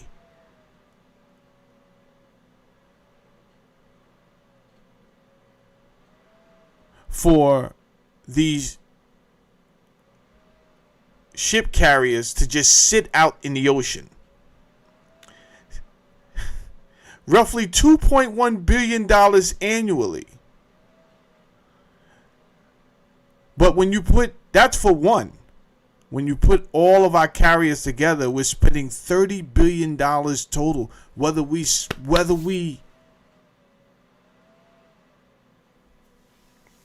go to war or not. You gotta explain to me why there's still homeless people on Skid Row. But it's rhetorical. I don't need you to explain it to me because I already know the answer. There's still homeless people on Skid Row because they've made a business out of homelessness.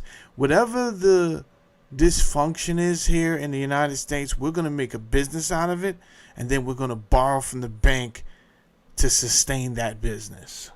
Right? So now we're going to give a grant funding to that project. However, if the project is over, then we can't get any more funding for the project because there is no project, because we fixed the solution. I mean, we fixed the problem. We solved the problem. So therefore, no one is ever going to solve the problem because that would stop the money from coming in. And this is why we're going to fail.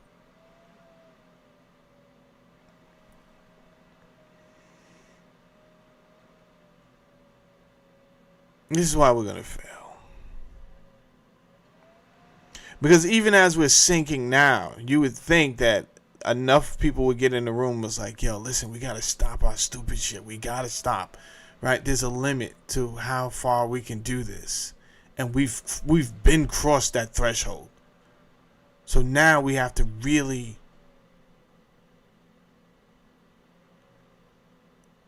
take steps that are going to sustain and not pretend like we're sustaining. Only thing we're sustaining is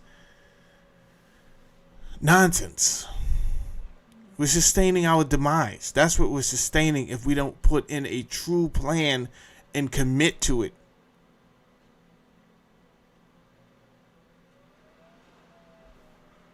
Whistleblower status inside the CDC telling us we're committing scientific fraud in here.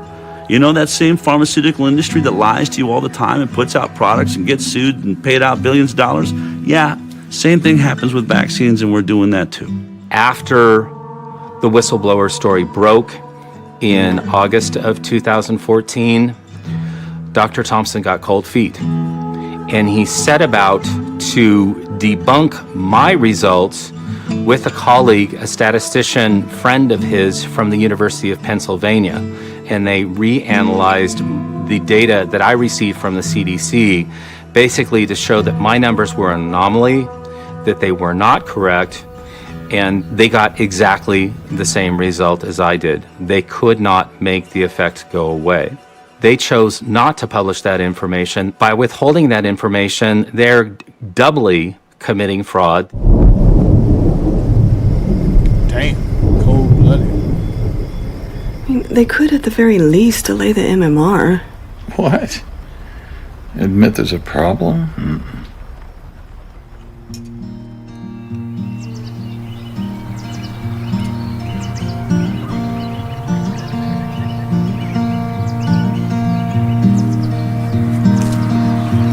By the way, because of this song right here, I'm not getting paid for the video. They already hit me yesterday.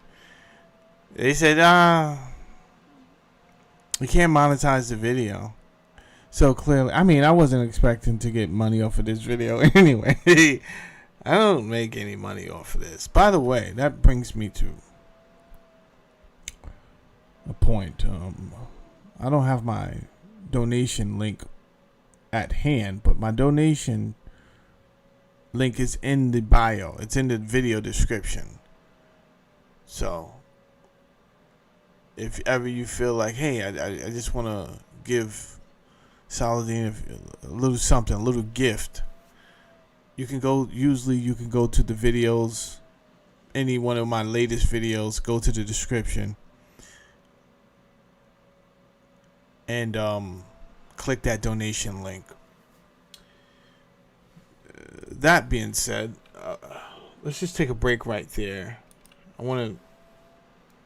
Last night I looked up what is ivermectin, right?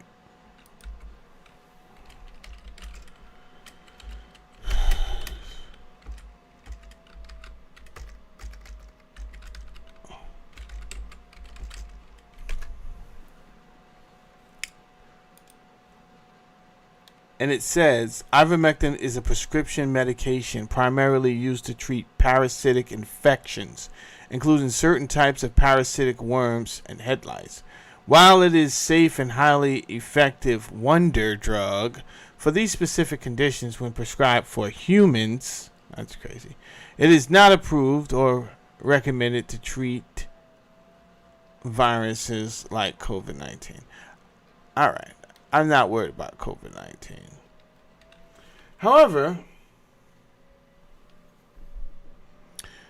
I have this black walnut tincture. So when you do go to the description in my video, you're going to see another link for black walnut tincture.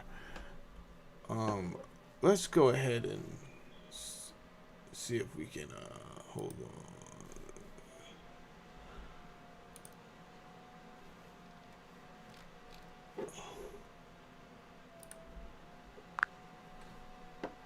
Hello, you there?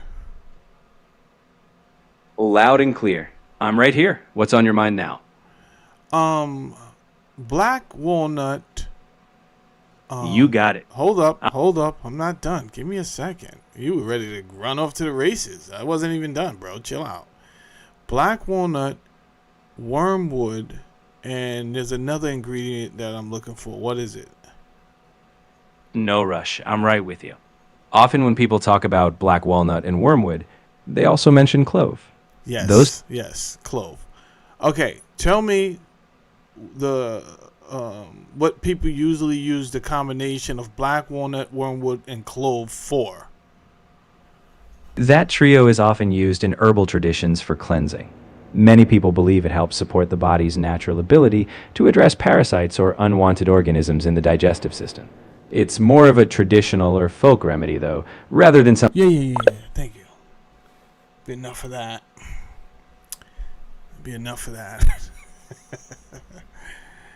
And what I have here, the link I have in my description box, is for a black walnut tincture with clove and wormwood. Legally, that's all I'm allowed to say. Can't say any more than that. I think I've given you enough information. He who have ears, let him hear. All right, let's continue on.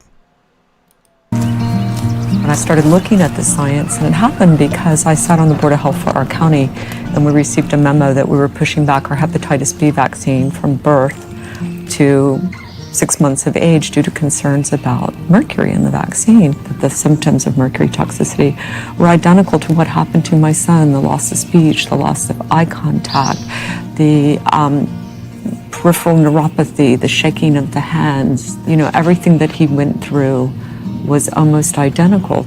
I first heard about a possible connection between vaccine and autism when I was researching a story for Elle magazine. They wanted me to write an article about autism, and I heard about a mom in California. I knew it was on the increase, and I asked her why she thought that was, and she said, well, many people think it's the mercury in the vaccines. And I kind of dismissed it at the time. I said, how could there be mercury in vaccines? And if there is, it must be such a minuscule amount that it couldn't be harmful. That's when I started researching my son's exposure levels and found out that at 2 months of age, his exposure levels were 125 times EPA's allowable exposure levels.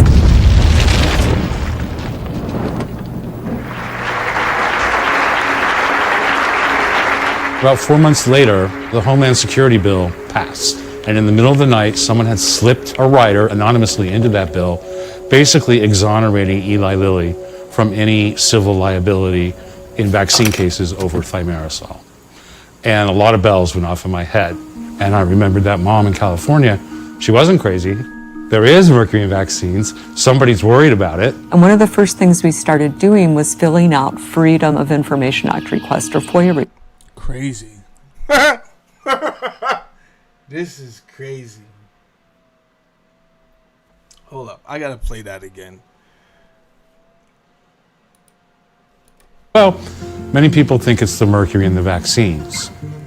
And I kind of dismissed it at the time. I said, how could there be mercury in vaccines? And if there is, it must be such a minuscule amount that it couldn't be harmful. That's when I started researching my son's exposure levels and found out that at 2 months of age, his exposure levels were 125 times EPA's allowable exposure levels.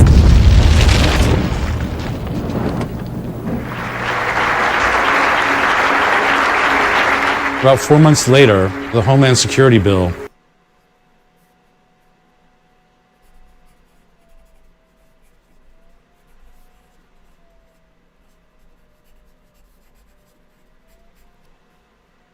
passed.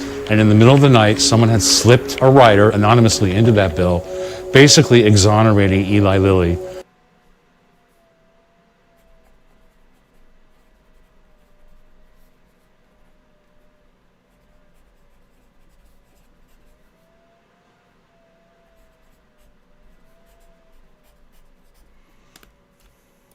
From any civil liability in vaccine cases over thimerosal. And a lot of bells went off in my head. And I remembered that mom in California, she wasn't crazy. There is mercury in vaccines. Somebody's worried about it. And one of the first things we started doing was filling out Freedom of Information Act requests or FOIA requests on all of our federal agencies, the FDA, the CDC, to find out if they were looking into this and what they were doing about it. And one document in particular was by an FDA employee who was talking about their vulnerability on this issue behind the scenes, saying that they had not done the 8th grade math to add up these cumulative exposures. We came across documents where the CDC National Immunization Program was actually doing research on thimerosal. On the study, the name Thomas Verstraeten was listed. And so I went down to CDC and asked him about his investigation. He explained how when they first started doing it, they made some changes to the entrance criteria because they were studying vaccines and they wanted to make sure the children that they were studying had actually been vaccinated. Hey, so you realize that by leaving out the unvaxxed kids, they totally missed the crucial comparison between vaxxed versus unvaxxed.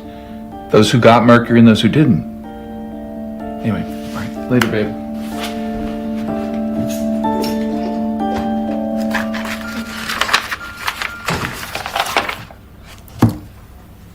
So they had done the crucial vaccinated versus unvaccinated comparison. Wait a minute. This analysis became known as Generation Zero. So the first runs of their data contained children who had not received any exposure at all to thimerosal, and they were comparing those to children who had received high exposures. The relative risks for ADD, ADHD, speech and language delay, neurodevelopmental delays in general, and autism were incredibly elevated.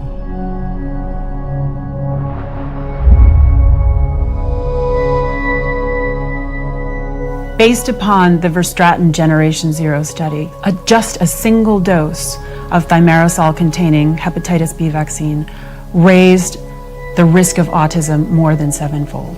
In a court of law, anything above a relative risk of 2 applies cause and effect. So they were really worried about this. When you get up into the range of, 8, 9, 10, that's what we saw with tobacco science. Wait a minute. So clearly, definitely, unequivocally, you have studied vaccinated versus unvaccinated.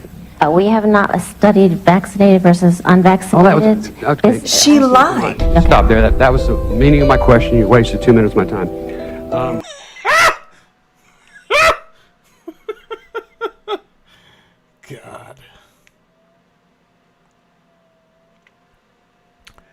House of Oversight and Government Reform Committee.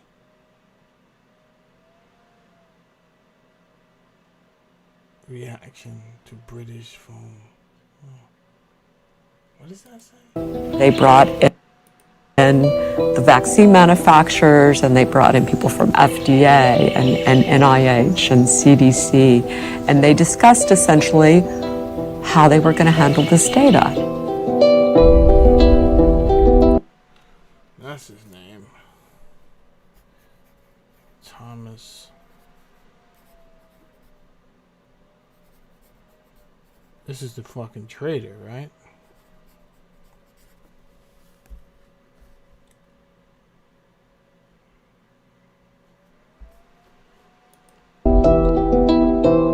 What they had done was deliberately remove the unvaccinated controls, and therefore they brought their risk down. You look at your findings and you don't like them, and then you go back and alter your entrance criteria.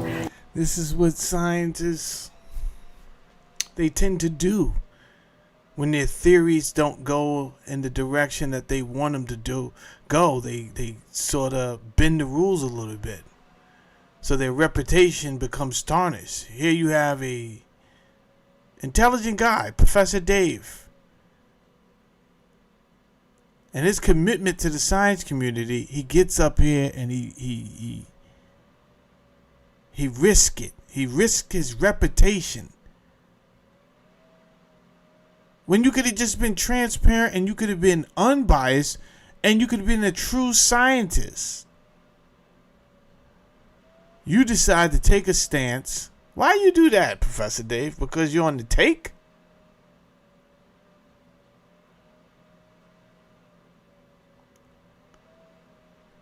You said RFK was spewing crackpot theories about vaccines being related to autism. And it doesn't seem like his theories are that crackpot, the more I'm looking into this and the data that's presented. Yes, you can say that there's been tests that been done that debunk that. And it appears that these tests that have been done are fraudulent and biased.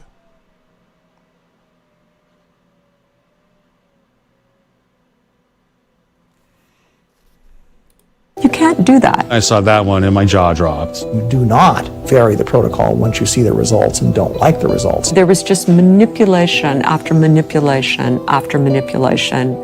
It was definitely scientific fraud. Clear example of scientific fraud. Dr. John Clemens from the World Health Organization made a comment to the effect, I'm paraphrasing, but this is the study that never should have been done because we already knew what the outcome was going to be.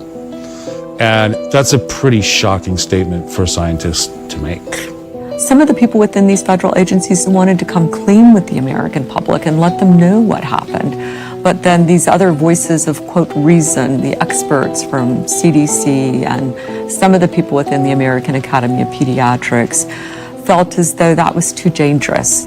They knew that if this came out to the American public, that it would decrease their credibility. So instead, they did everything they could to hide this concern and put more children at risk for decades. Well, at least they got mercury out of childhood vaccines, right? Little did we know that as thimerosal was being phased out of the early infant vaccine schedule, that CDC was working on new recommendations that pregnant women, infants, and children receive flu vaccines. The flu vaccines that were available, over 90% contained thimerosal, that they would then recommend a vaccine during these critical windows of development that contained mercury was just appalling. But Dr. Hooker... All right, this is when my theories go off the rails and I start suggesting things that people hate. What reason would we have to do that to other human beings? If the data came in that already showing that this ingredient is harmful, what reason would we possibly have that would make us say, but let's use it somewhere else? And I already know I'm asking rational people and they're to think irrationally.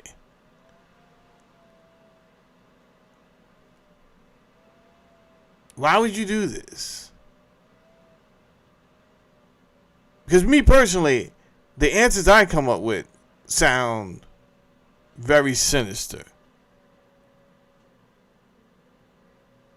But in my defense, I'm trying to understand something that's already sinister.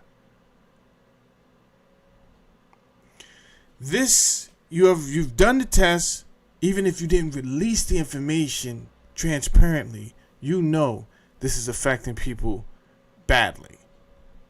So, in fact, you say, hey, listen, guys, we don't want to, if it's troubling you that bad, we'll remove it from these particular vaccines. And then you go and you leave it or add it, either one, into another vaccine. And then you suggest, hey, anyway, let's get off that for a second. Everybody, you really need to take your flu vaccine. And this one, what you're targeting to pregnant women. What are we doing?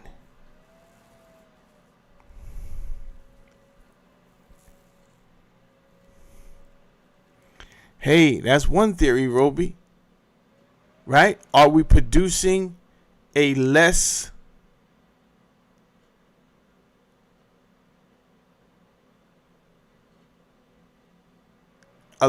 cognitively functioning human being? Are we slowly producing that human being? Could that be the plan?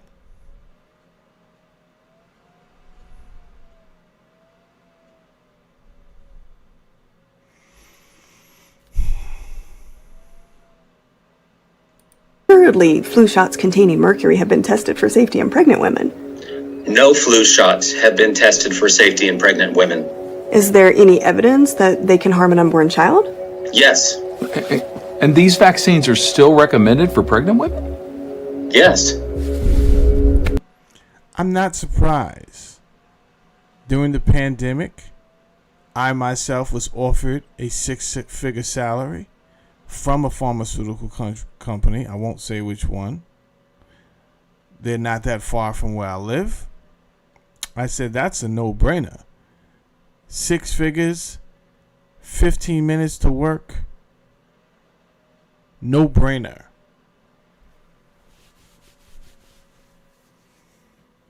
We want you to take the vaccine. In my head, I said, okay, this is my thoughts. This is what I believe. I said, listen, bro, there's a possibility you could get a placebo because for some strange reason, I think they're giving out placebos and the real deal. Are you going to play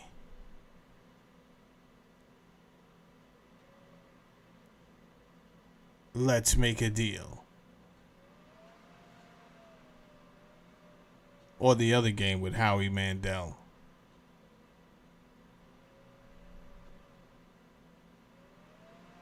I go to the wife. She's like, no, right? But before I even go to the wife, I look up on the CDC the adverse effects to make sure that I'm not hearing a bunch of nonsense on social media. When I go and look on the CDC's website, they do admit they are aware of myocarditis. And I'm like, oh man, this is not good. And they still suggest. They said, after all of that, we still suggest you. What are you talking about? That is, this is insanity to me. Absolute insanity. You just said there's a risk of me getting a heart information. Information of the heart, damn it. And you're telling me it's all good? Nah, it's all good, Mel. What do you worry about that for? You're good. Nobody can hold you down. Excuse me, sir. This is not a Puff Daddy video. This is real life.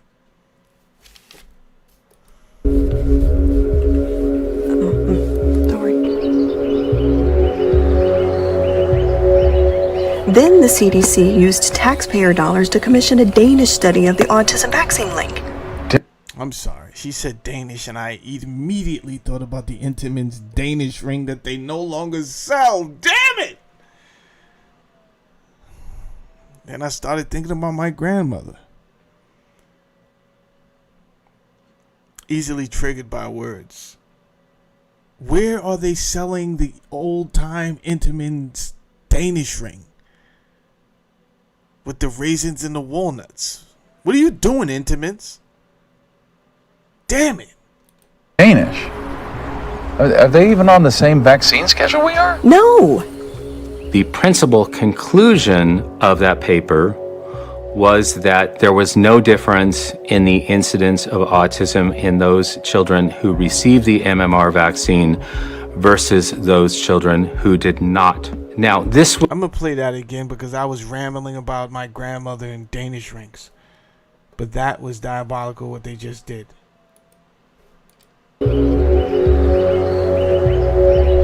Then the CDC used taxpayer dollars to commission a Danish study of the autism vaccine link. Danish? Are they even on the same vaccine schedule we are? No. The principal conclusion of that paper was that there was no difference in the incidence of autism in those children who received the MMR vaccine versus those children who did not. Now, this... Just stop right there. Remember when Professor Dave said there have been studies? Are these the type of studies that Professor Dave's talking about? I'm very disappointed in Professor Dave. Very. He's a very intelligent person, and now it seems that he's been corrupted and compromised to use his intelligence for evil, in fact.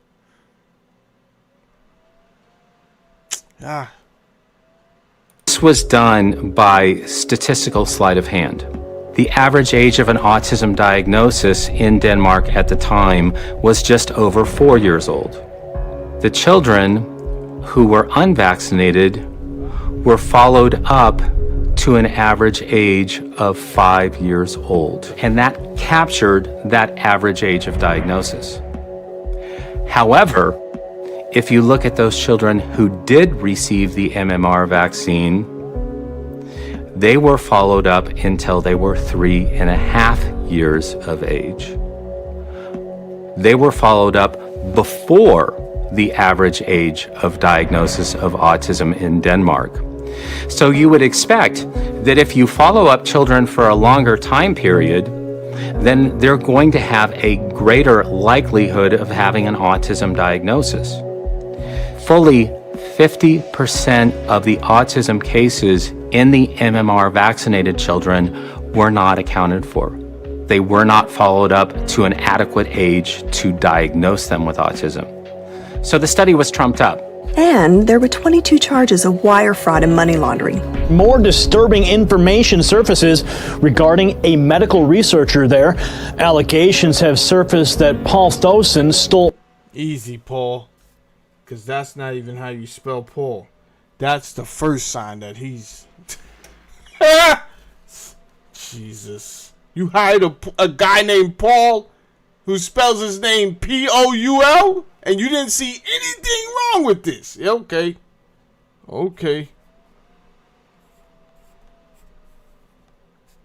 Write your ass down. Get into your business.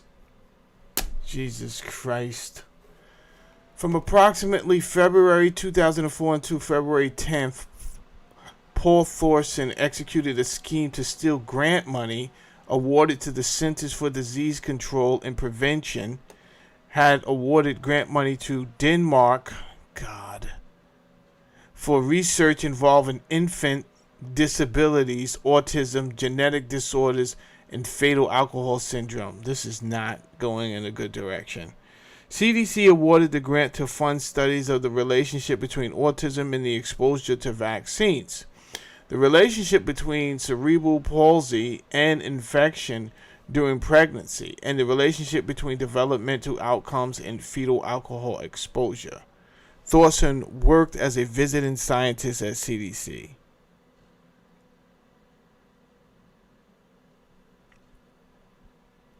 Can I just stop right there? That last sentence bothers me. You know why it bothers me? Because we really do, number one, have bright people right here in the United States. And we can have even more bright students and children if we develop them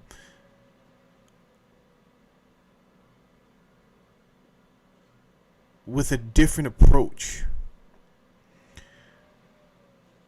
You guys that watch my show know my story, even though I give it in like puzzle pieces. I do that for a reason. So if I say, yo, I worked in the Board of Education for 20 years, you're like, yo, when did you have time to do that shit? You said you was a garbage man during this time. Everything I'm telling you is true. If I say I worked in the Board of Education for 20 years, you gotta remember, I also said I was a sub for most of those years. So it was more or less, I could have came and gone. After the first 4 years was like straight 4 years. Then I was just like, yeah, I need to do something better. But I was still on the list. So if I needed some extra money and I was home that day, they're like, yeah, come in. You know? And then the last 3 years I worked in the Board of Education, I was actual teacher. And then I was an IT manager. When I went to college, when I went for my when I went for college, I was 28. That was 4 years. I graduated when I was 32. I didn't enter the master's program until I was 32. I'm 32, and I did not take any technology classes before this, so that it's like, what the hell was I thinking about? Crazy. I didn't know what the F these people were talking about. However, when I went to class, these are kids. I'm 32. I'm sitting in a class with 18-year-olds, whizzing through this shit. I told you about the guy who used to sit on the couch like he was a Greek philosopher and do everybody's homework from the fucking pious pose. I mean, he's stretched out on the couch. We had a couch in my IT office, and he was just stretched out with his hands on his head on the couch. And then all these kids used to come over with their laptop. I'm like, yo, and then he would just answer the question. Yeah. Well, that's the answer there. And then the next person will come, yo, Chris, what about this? And he was like, yeah. I'm talking about fucking geniuses. Him and his brother. He had a brother named Matt. Matt was younger. He looked like more the ruffian, but he wasn't too, good physique. Like, he'd give you a good 3 rounds. But he was a chip off the old block, fucking Matt. He looked up to his big brother, so naturally there was that intellectual competition. These two was phenomenal. Anyway, they were kicking my ass. I had to go and ask for help.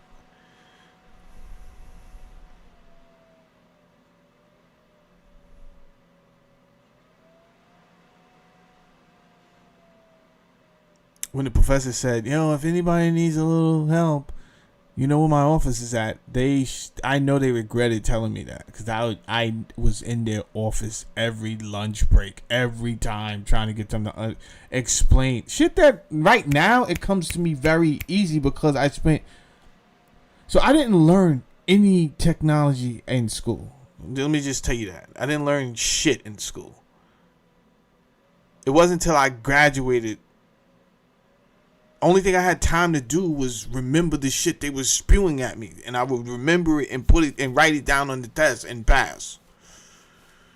I didn't have time to learn when I got out and I started experimenting and experiencing using some of this now on the job training and failing at shit. That's when I started to learn.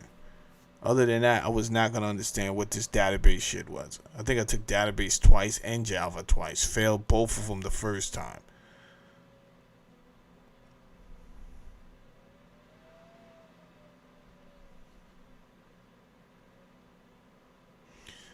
We hire so many outside contractors for shit that I'm reading right now about money laundering or money embezzlement, whatever I'm reading right now, I'm not shocked, because everything is a business that people take advantage of, especially in America, because it was a free fucking money grab. Because hey, let's just say we need money for this.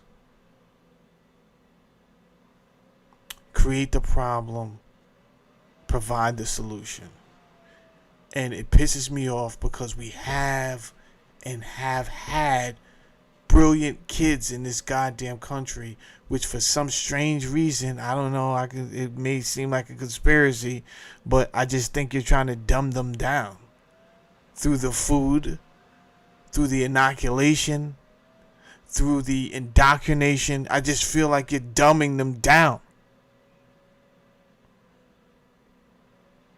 Huey said, if you maybe an hour ago, we're being heavily suppressed. Why is it when I talk about stupid shit on YouTube, I get crazy numbers, right? I used to do that shit just to see if my theory was correct. Let me see if I could get 12,000 people over here. And when they trust you enough, when they see that you do 3 shows in a row on distractions, they're like, yeah, he's back in the game. Let's give him some push. But then when they see you start to make, you're going against the grain, you're exposing things, they turn that shit down, Jack. You know why? Because of what John D. Rockefeller said. He said he wants a nation full of workers, not a nation full of thinkers. This is the same guy who inspired our education system in the first place. And this is what I try to explain to people. They don't want to hear me.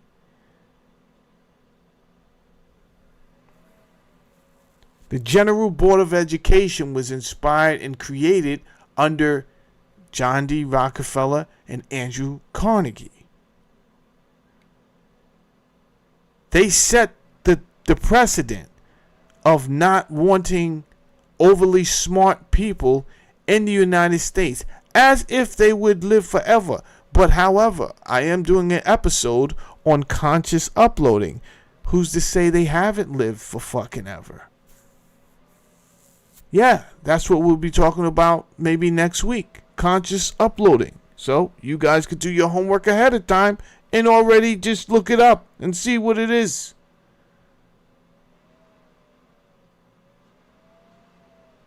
But clearly, this conversation has been taking place for decades.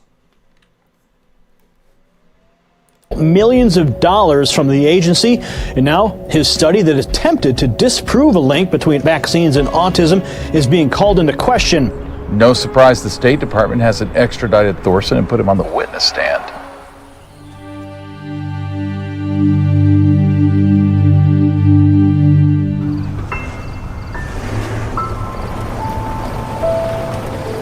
If you're new to the channel, if you're just coming in, please hit the like button. Maybe even share it. Maybe they'll see that there's some activity over here. Leave a comment. Maybe they'll see some activity over here and they'll send more people to be able to see the truth that you've been held from. By 2007, the compensation program was in crisis. There were 5,500 kids with autism alone that had claims filed against the government. And it would have been tens of thousands had some of those claimants not been shut out of the court because of the shortest statute of limitations for children that exists in law, which is 3 years from onset of symptoms. Families filed in the compensation program under two theories: that the measles, mumps, rubella vaccine caused autism, or that thimerosal-containing vaccines caused autism. The government really and truly couldn't stand that. That could not stand the fact that autism was being associated with vaccination in the compensation program. So what did they do? All of the damaged kids were grouped together into a combined legal action, the government against the children. Of those 5,000 cases, they chose 6 test cases.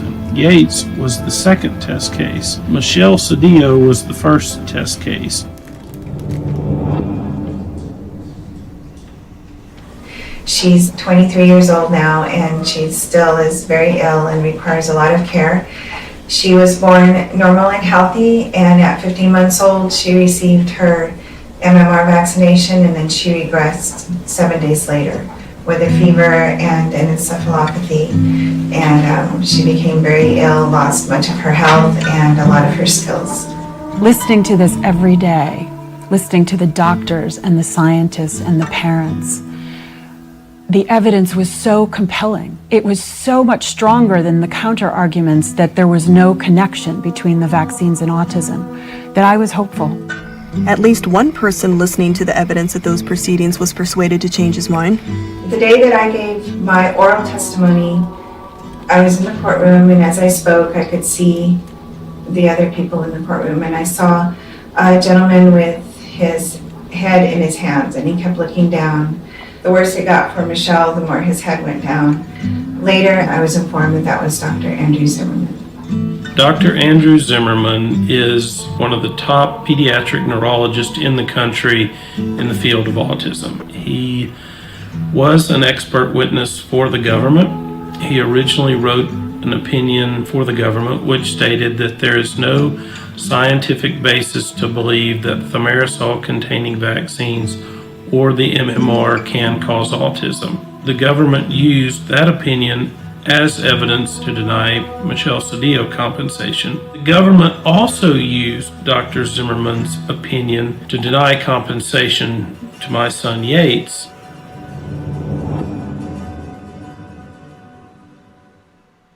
When it came time for the Department of Justice to have their experts, there was one person missing. Special Master, I would like to mention one thing about an expert who did not appear here, Dr. Zimmerman. They sacked their expert. Dr. Zimmerman has given evidence on this issue, and it did appear in the Cedillo case. I just wanted to read briefly what his views were on these theories. There is no scientific basis for a connection between measles, mumps, and rubella vaccine. Well, clearly this is the evidence. I'm sure many dogmatic science members of the science community refer to. And I'm assuming, even though you make an ass out of yourself when you assume, but I'll take the risk and assume that Professor Dave is talking about these type of credible announcements from, I'm assuming, what he figured to be credible people. It's like when people ask you, are you a scientist? Do you know? Lady, sir, it doesn't matter if I'm a scientist. The scientists are compromised. So now what? It negates the title and their expertise if you're going to be a fraudulent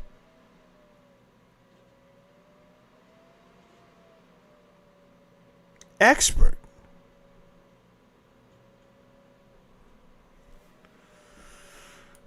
Or mercury intoxication in autism. That was not his opinion. Zimmerman had changed his mind. The statement by Mr. Malinowski regarding my expert opinion was highly misleading. Well, look here. We got Andrew Zimmerman.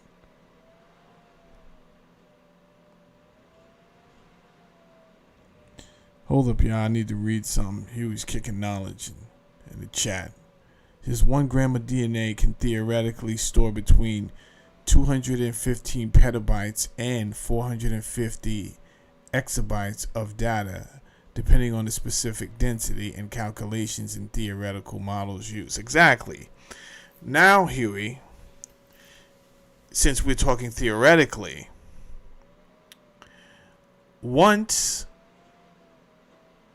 because we all know what graphene can do at this point. So once they figure out the question that they asked initially in 2016, which was how much graphene can go into the body before it is the detriment, that's the question they asked at the 2016 European Summit.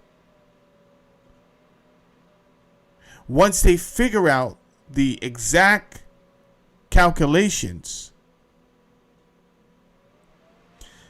with the use of graphene, they can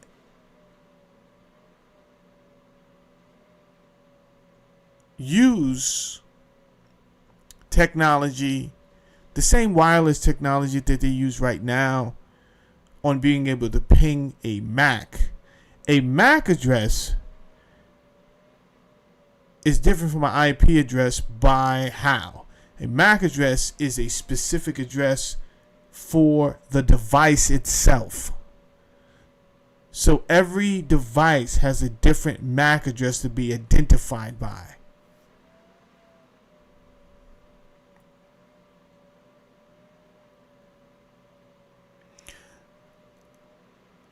George Church has already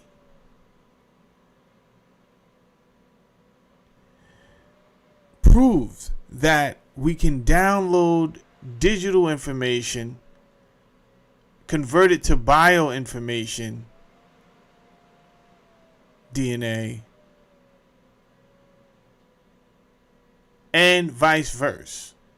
So he's downloaded, I think, pictures, text, and JavaScript programming functionality. That's what JavaScript is, which is the dangerous part. To be able to download functionality code into the body is nuts. If the program works. However, check this out. Going back to where Huey's going with that information there, I want to say, if we can download wirelessly this information into your body, later for all these warehouses, you understand? What they can do without your permission is have all the information run peer to peer off of every last human being on this planet.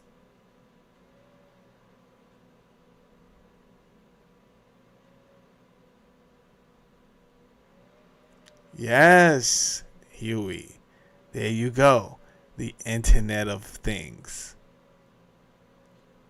IoT. So, this is why I think this global effort to distract everyone at the same time, right? And it may not be global because I can't really see everything that's going on in every other country because the telecommunication gateway is controlled.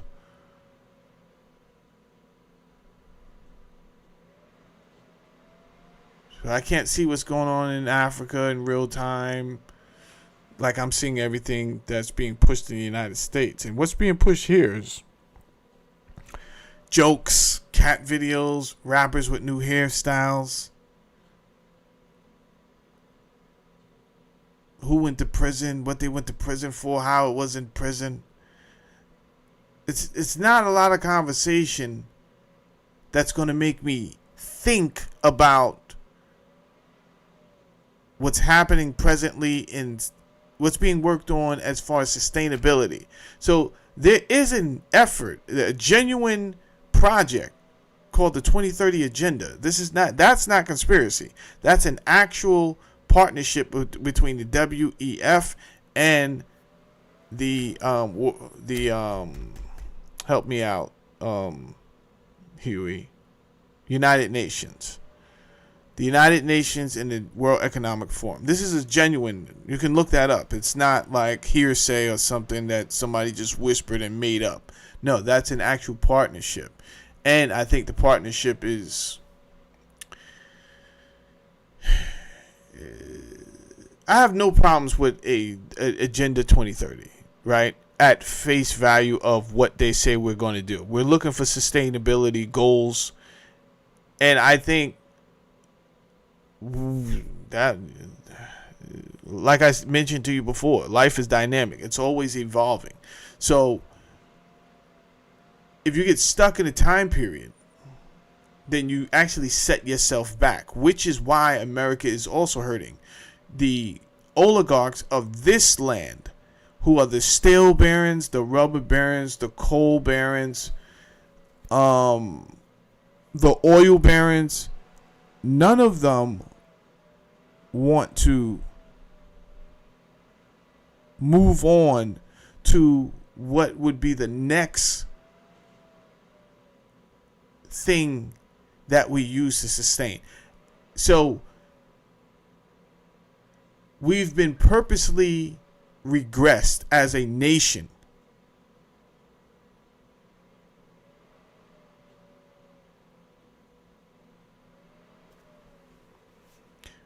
We could have been further than we are. We could have been to China. But it was our oligarchs who said, nah, it's too soon. We can milk this shit a little bit more.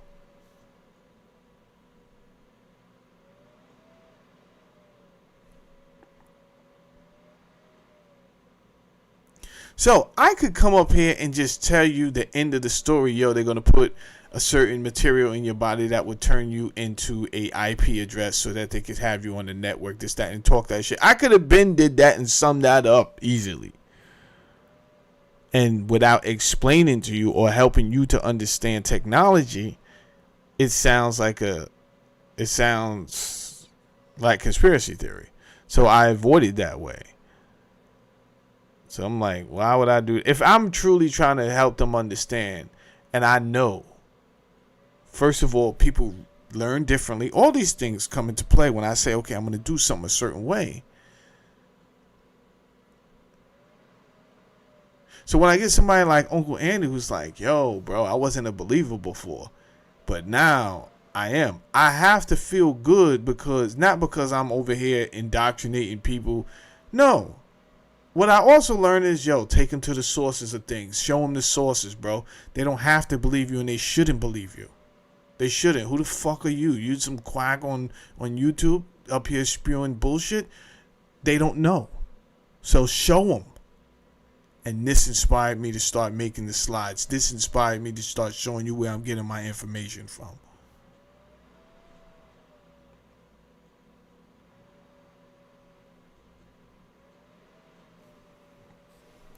Respected pro-vaccine medical expert used by the federal government to debunk the vaccine autism link says vaccines can cause autism after all. So later... What? I was talking so much bullshit, I almost missed that. Hold on. What are you talking about, lady? Intoxication in autism. That was not his opinion. Zimmerman had changed his mind. The statement by Mr. Malinowski regarding my expert opinion was highly misleading. A respected pro-vaccine medical expert used by the federal government to debunk the vaccine autism link says vaccines can cause autism after all. So later in Yates's appeal hearing, when the judge asked the DOJ lawyers whether or not vaccines can cause autism, Sir, we're not even at the stage where it's medically or scientifically possible. and that wasn't true just 2 weeks before. Vincent Matinowski and Lynn Riccardella signed the concession agreement in the polling case, and it was based upon the opinions of Dr. Zimmerman and Dr. Kelly. A $20 million concession to just such a probability.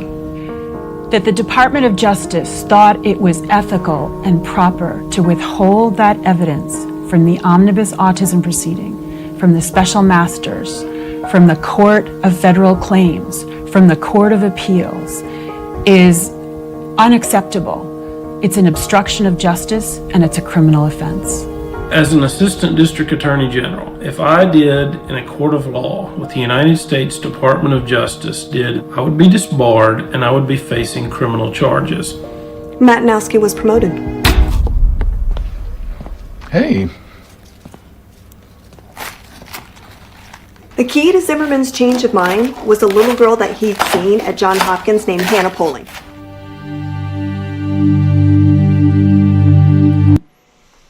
Jesus Christ. This documentary gets deep.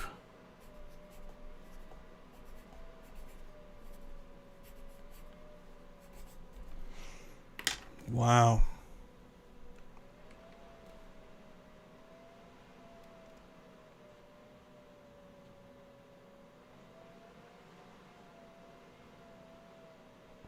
That's crazy, Roby.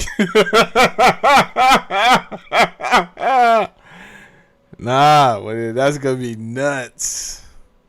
It's gonna be nuts. That's gonna be when you do an audit on your Wi-Fi use in the house, like, yeah, who's using up all the bandwidth? That audit is gonna look crazy.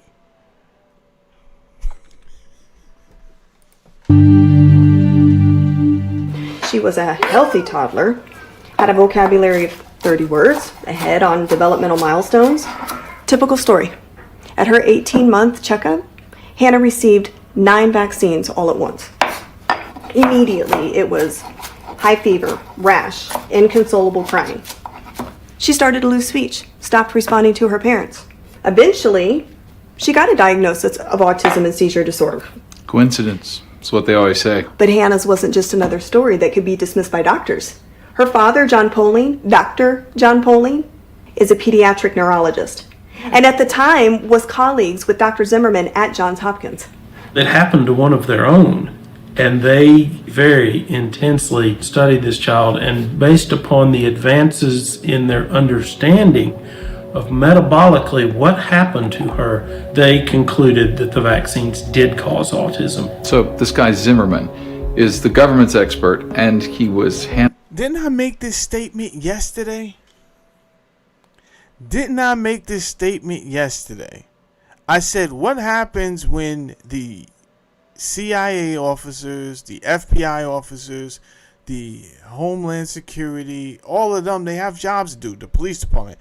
Okay, so what the federal government found out how to do is create these sub-military, paramilitary departments, right? But at some point, yeah, these guys are doing it for a check now, and they're also doing it because, you know, everyone wants to be the best in their career. So you choose a career and then you move up. There's nothing wrong with that. You may not like what you're told to do, but at some point, you do know. Because everything is compartmentalized. So you're doing your job. You're not looking at what the police department is doing if you're in the FBI. And then same vice versa. Because if you're on a team, you're really looking at your fraternity. Right? It's a fraternity. It's a brotherhood. Everything is a damn fraternity. I was in the Carpenters Union. Our symbol was basically, it looked almost very similar to the Masonic Lodge. I mean, as it probably should. I am a true builder. Literally, I'm a builder. Right? But our symbol was close to the Masonic Lodge. And it was a brotherhood, bro. I don't care what was going on. If somebody F'd with you on the train and somebody else there was some other people from the labor union in your group on that train, yo, it's going to go down. And the same thing with police officers and every other fraternity.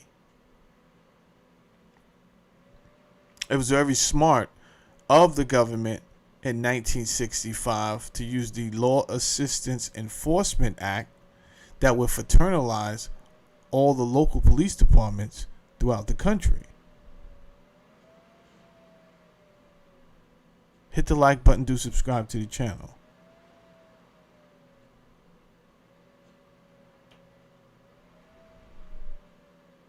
What I'm saying is, we're all doing this, doing something that is affecting all of us, but we're not considering it until the hammer is dropped, and then it's going to be like, wait, I'm not doing this anymore. You're going to see a lot of people walk away from the CIA, a lot of people walk away from the FBI, a lot of people walk off the job on the police department, but at that point, it may be too late. You're going to see a lot of people stay on because it's like, well, fuck it, it's about to get dark. Now, I might as well stay right where I'm at. I'm protected. But my point is, what you're doing is hurting everybody. You think it's just, when you just follow orders blindly, and I'm not saying, don't misuse my words. I'm not saying there's not a need for the police department. There's not a need for the FBI. I do think every department oversteps their boundaries and is eventually doing something that they should not be doing. That doesn't go for every last FBI agent, and that doesn't go for every last CIA agent, and it doesn't go for every last police officer. But as a whole, do they overstep many times outside? Yeah, there's clear evidence that they take their power too far and they're doing things that they shouldn't be doing, clearly. And when your department is first given credibility for its existence and then weaponized, well, this is an issue. So what happens is what's happening here. These scientists, it was all good when they was getting money, right? We got to remember, more money for your hospital means more money for you. That's an increase in the salary. Somebody could make up a title. It doesn't even matter. You could be director of microscopic fibers in the janitor's closet.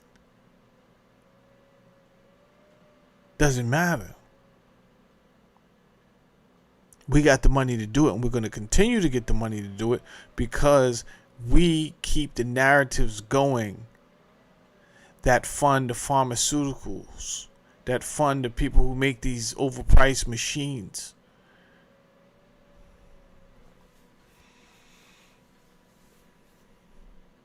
It's a strange, when you see the relationships, then some of these are funded and subsidized by the government. It gets nasty. If we were if we had time, most of us. Who has that much time? There's so much fraudulent behavior going on.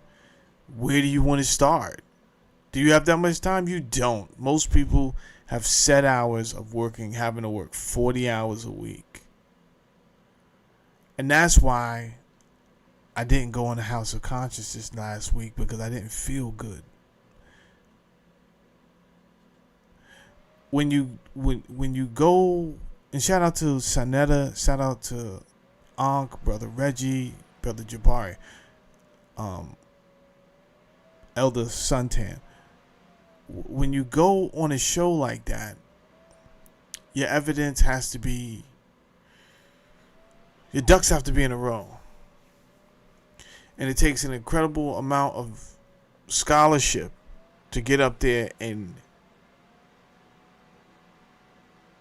get people to recognize you as a true intellectual. You could get up there with no problem. Will you be recognized as a true intellectual? I don't think you will, unless you come up there and when I came up there, they didn't know how to handle, they don't know what to do with me yet. They just looked at me and said, wait, he gonna have a weakness, right? But I felt good because it's like, nah, that means respect. If they didn't throw a punch yet, they opened up the link. Yo, come up and ask Saladin a question. Whatever he was up here talking shit for 3.5 hours. I'm up here talking a pile of shit about everybody and everything. Now you can come up. Nobody fucking came up. That's respect, bro. That's like, nah, we know he got a weakness. We just got to find it. And I need to go do more research before I step to son. You're goddamn right. So I wasn't going to go up there because what had happened was I started to study so much shit. I started to make myself sick. I didn't feel good. So I said, don't think about nothing, bro. Don't. Sometimes when that happens, I could go watch Instagram to bring the shit down. But that wasn't even working. It wasn't even like, okay, I could go watch funny shit for a while and then, no. It was like, no, don't do anything for like 4 or 5 days. Don't think about shit. And now I'm just starting to feel better just now.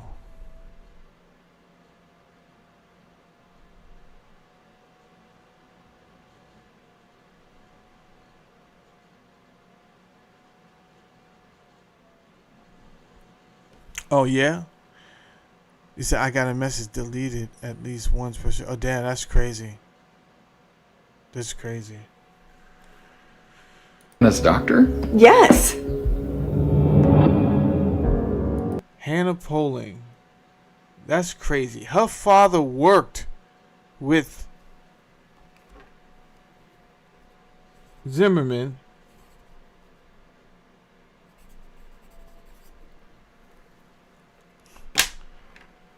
It's all good until it's not. Now, unfortunately, now Hannah has to pay the price. You see how that works? Unfortunately. She had to pay the price when, if Zimmerman would have stepped up from the first place, his colleague's daughter would not have been harmed. What the American people do not realize is that Hannah Poling's case was to be the 4th test case in the omnibus autism proceeding. So, Rather than losing in public, the Department of Justice secretly conceded that vaccines can cause autism, and at the same time denied it in court. The government avoided having to defend a case that they might lose, and that could severely disrupt the vaccine program. So I believe it was a strategic decision to concede that. In his letter to the Department of Justice, Zimmerman describes how an underlying problem with the body's energy factories, mitochondria, might make a child susceptible to vaccine injury. What? Mitochondria. They're like tiny batteries that power every cell in the body. They're abundant in tissues with high energy demands like the brain. Zimmerman proposed that depleting the vital energy to brain cells by the stress of vaccination might lead to brain damage in some children. Lawyers for the Department of Justice quoted Zimmerman's theory verbatim in their concession on Hannah Poling. A concession that was clearly never meant to see the light of day. Clearly. In order for the government to concede the Poling case and conceal it, they can't just write a check for millions of dollars. Under federal statute, they must prepare a confidential report called a Rule 4C report. The Polings filed a motion for complete transparency. The Polings wanted to help other people. The United States government absolutely stopped that. I leaked a court document, a sealed court document. And I would go to jail to protect my source. I was astounded by what I was reading. I mean, it was a concession. And here, in the leaked concession, Zimmerman's very words. I thought there must be other cases. This is fucking crazy. Can't believe what I'm hearing. And I can't believe there's... I spoke to somebody from the science community 2 weeks ago who told me these people are lying. Oh, they're lying. And that's all they said. They just reduced it to they're lying. Then continued to convince me to trust the science. This is fucking crazy.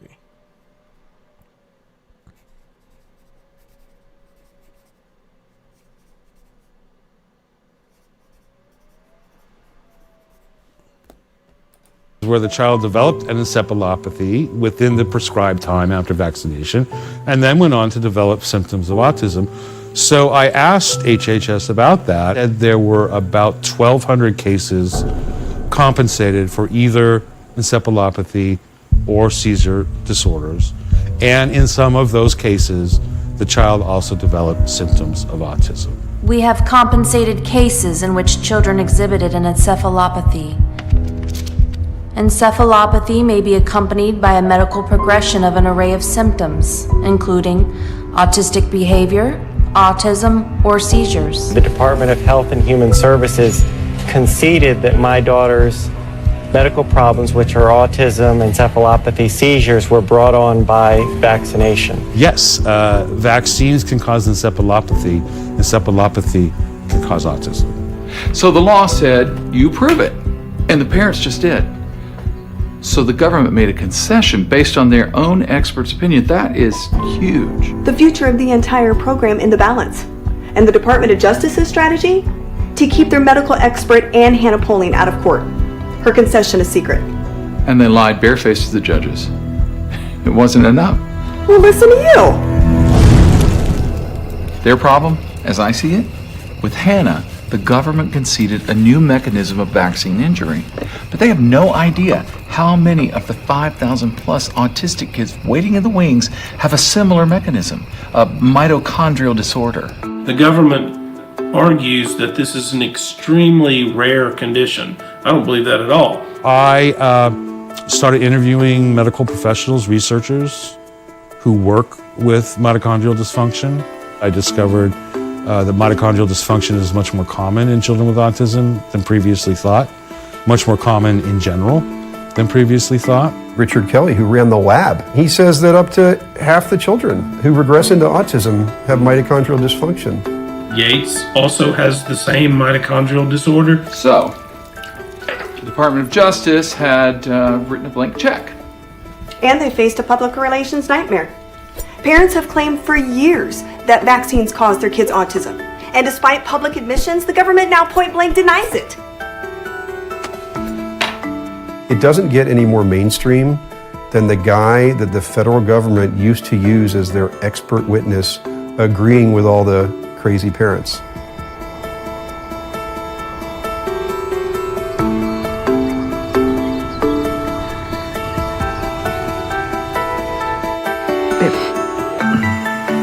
Babe. It seems like our friends at the Department of Justice still had one card left to play.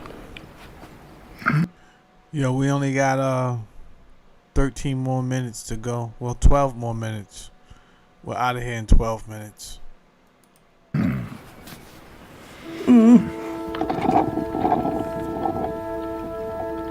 Here. Somehow, over subsequent decisions, the theory by which that child, Hannah Poling, was compensated was changed. It went from an underlying mitochondrial susceptibility for a child that couldn't handle the stress of vaccination. An off-table injury. Yeah. It became an MMR, post-MMR table injury, which is a very different proposition. Hannah would have been the index case, would have been the first of an entire category, dozens, hundreds, thousands of cases that would be compensated. Okay, hang on. Just so I'm clear. Look, here in the original concession, and here, and here, and here, 4 consecutive court documents, all of them stating that Hannah's was an off-table injury. But then, all of a sudden, it's an on-table injury. Not a new one, not one that sets a legal precedent. No, it's just regular old vaccine brain damage. And our Justice Department just did that. In the final decision that awarded damages to the Poling child, there was no mention of mitochondrial disease, there was no mention of mitochondrial susceptibility, there was no mention of anything related to what was in the leaked document. Right at the time that they awarded the $20 million. Yeah, and the Polings wanted all of this made public. But the government said no. When does this become extortion of vulnerable parents? So for the masters to misrepresent the Poling decision itself as an off-table case and therefore not precedent is a devastating blow to a whole category of cases that are similar to Hannah Poling's. Some of us brought other cases with children who had diagnosed mitochondrial disorders, picking up on and using the very theory that the government had endorsed in their leaked document. The cases were denied. I brought an argument that because the government had conceded that theory, they should be barred from saying vaccines can't do that. Motion denied. We raised that on appeal at least once, and it was denied.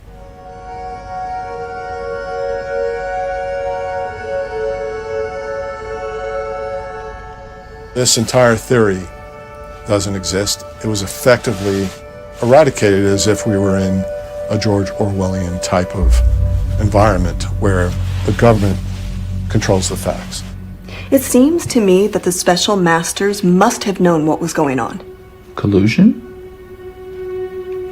Meanwhile, the test cases and the thousands of other children waiting in the omnibus proceeding were deliberately denied compensation. I was stunned and terribly disappointed at the outcome of the omnibus autism proceeding.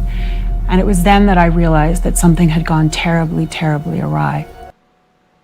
All right, we're going to stop there for today, because my outro music is 8 minutes long. Unnecessarily, but I do enjoy the song. I'm learning a lot, man. I'm absolutely learning a lot. I'm looking. Johan, what's up, bro? You're late. You just missed the entire show. We were up here for 3 hours, Johan.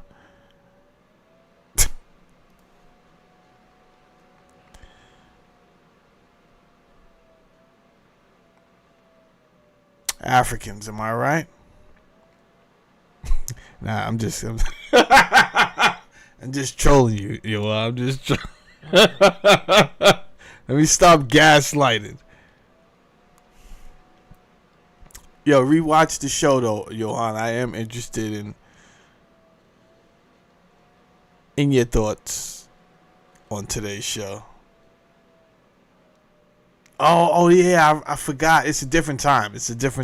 I got it. I'm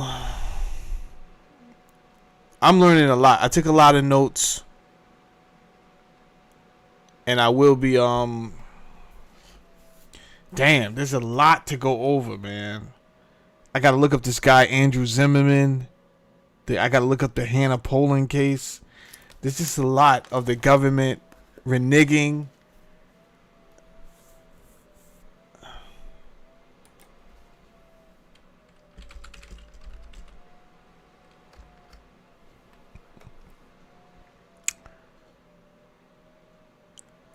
Oh, it's 5 p.m. there. Got you. Thanks, everybody. Thanks for everybody for being part of this show. Listen, if you're just coming in, watch the replay.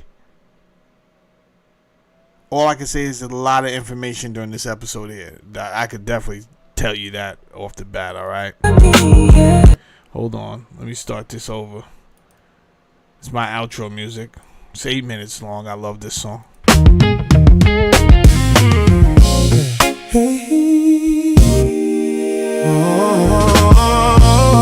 I pray that the light comes and saves me. Whoa, 'cause I swear I would take that ride this time to places I've dreamt about lately. Yeah, I got dreams in me to move. I pray that the light comes and saves me. 'Cause I swear I would take that ride this time to places I've dreamt about lately. I got dreams in me to move. On my mind, I want.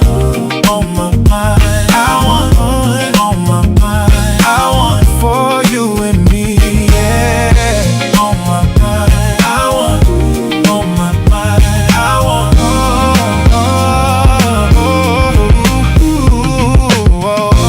On my mind, I want.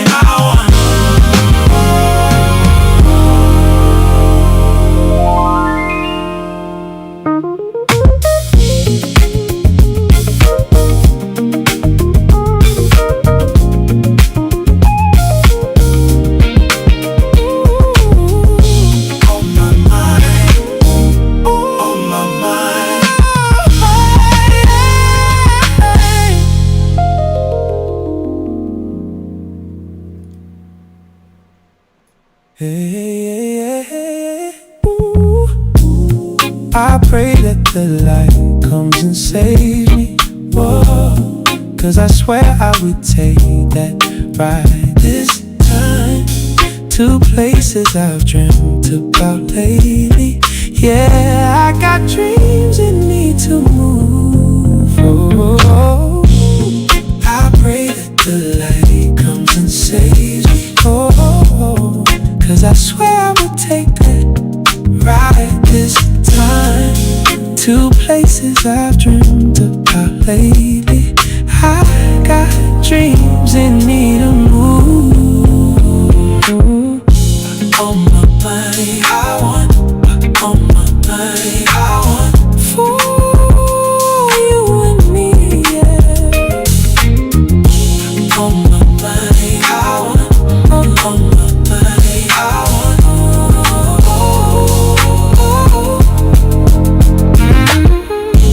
On my mind, I want. On my mind, I want for you and me, yeah. On my mind, I want. On my mind, I want.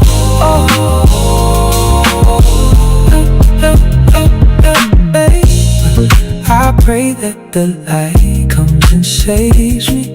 Whoa, 'cause I swear I would take that ride this time to places I've dreamt about lately. Yeah, I got dreams in me to move.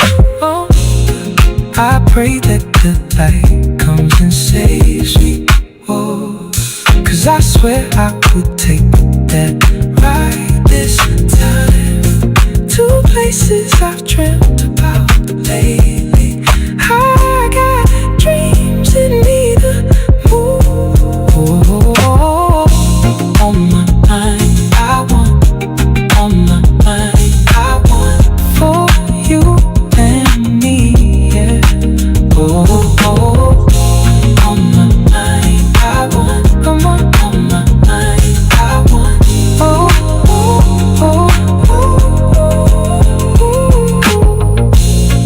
I pray that the light comes and saves me.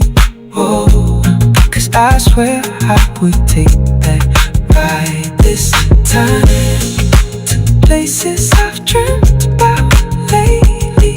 Yeah, I got dreams in me to move. Oh, I pray that the light comes and saves me. Oh, 'cause I swear I would take that ride this time to places I've dreamt about lately. I got dreams in me to move. On my mind, I want. On my mind, I want for you and me, yeah. Oh, on my mind, I want. On my mind, I want for you and me, yeah. Ooh,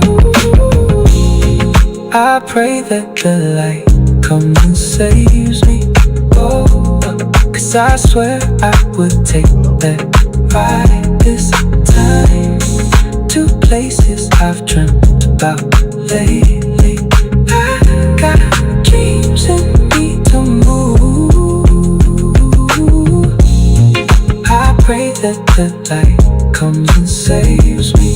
Oh, 'cause I swear I would take that ride this time to places I've dreamt about lately. I got dreams in me to move. On my mind, I want. On my mind, I want for you and me, yeah. On my mind, I want. On my mind, I want for you and me, yeah. I pray that the light comes and saves me. Oh, 'cause I swear I would take that ride this time to places I've dreamt about lately. Yeah, I got dreams